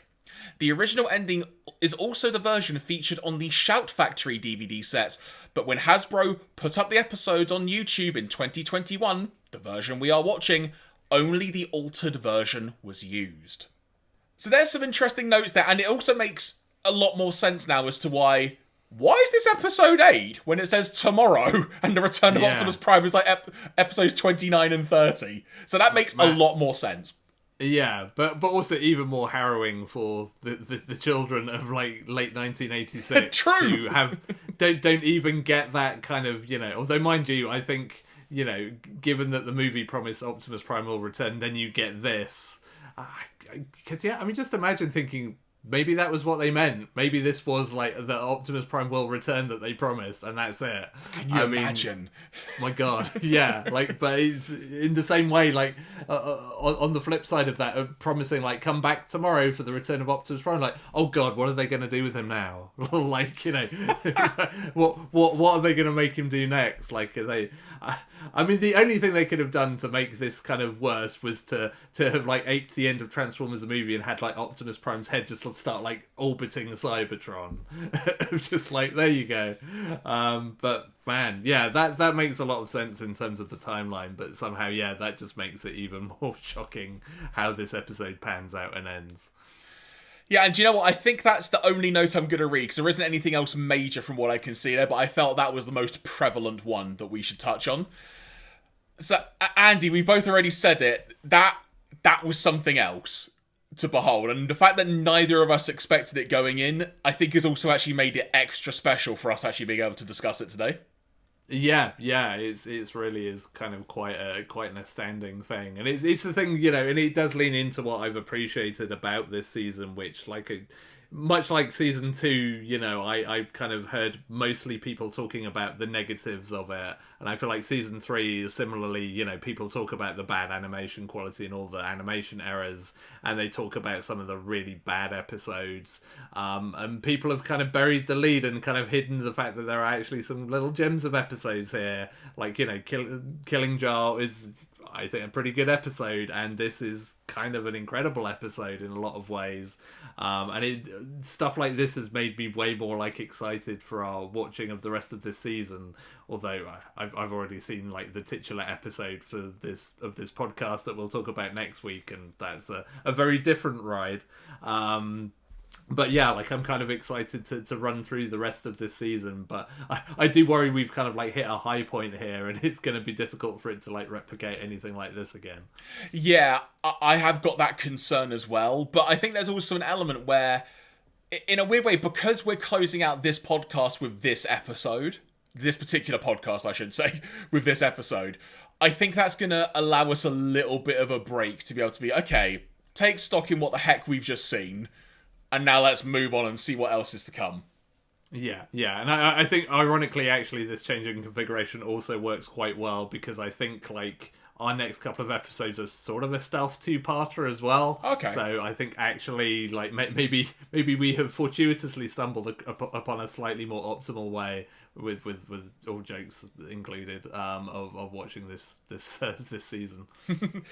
So, what is coming up next time, everybody? Well, as we just said, we're going to be covering 3 episodes, that being episodes 9, 10, and 11 of Season 3, which have the following titles. You mentioned it, Andy, but our namesake podcast, we finally got there. Starscream's Ghost will be the first one. Then we have Thief in the Night, and Forever is a Long Time Coming. I can only imagine what some of these might be about, but suffice to say, I am very excited for Starscream's Ghost, the episode. We've been building up to this since we started this podcast. The name implies something. I know you said you've seen it already, so you're probably going to try not to spoil it for me. I genuinely don't know how this episode is going to work, but I'm very excited to see how it plays out. Yeah, I'm excited to hear what you think of it after watching it. I've also just realised from that, actually, that the stealth two-parter is actually not, because again, the broadcast order is kind of weird there, because there's so there is more to discuss around that as well. But yeah, I'm interested to hear what you make of Starscream's Ghost. So that will be coming up next time, everyone. And speaking of next time, might as well make a quick mention of it, that we'll be back as things stand in a fortnight's time, unless schedules get a lot smoother, as it were, and we can bring it sooner. Otherwise, assume our next podcast will be in a fortnight. If you want to reach out to us on Twitter and Instagram, you can find us at StarscreamsPod. If you want to drop us an email, you can. You can do so on starscreamsghostpod@gmail.com.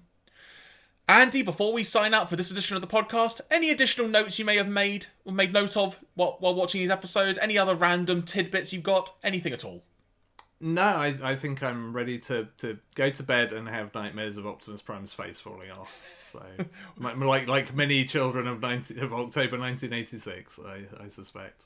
Well, what better way to round off your week than that, everyone? As it was. Exactly. Thank you very much for listening and or watching, ladies and gentlemen. We hope you enjoyed the show.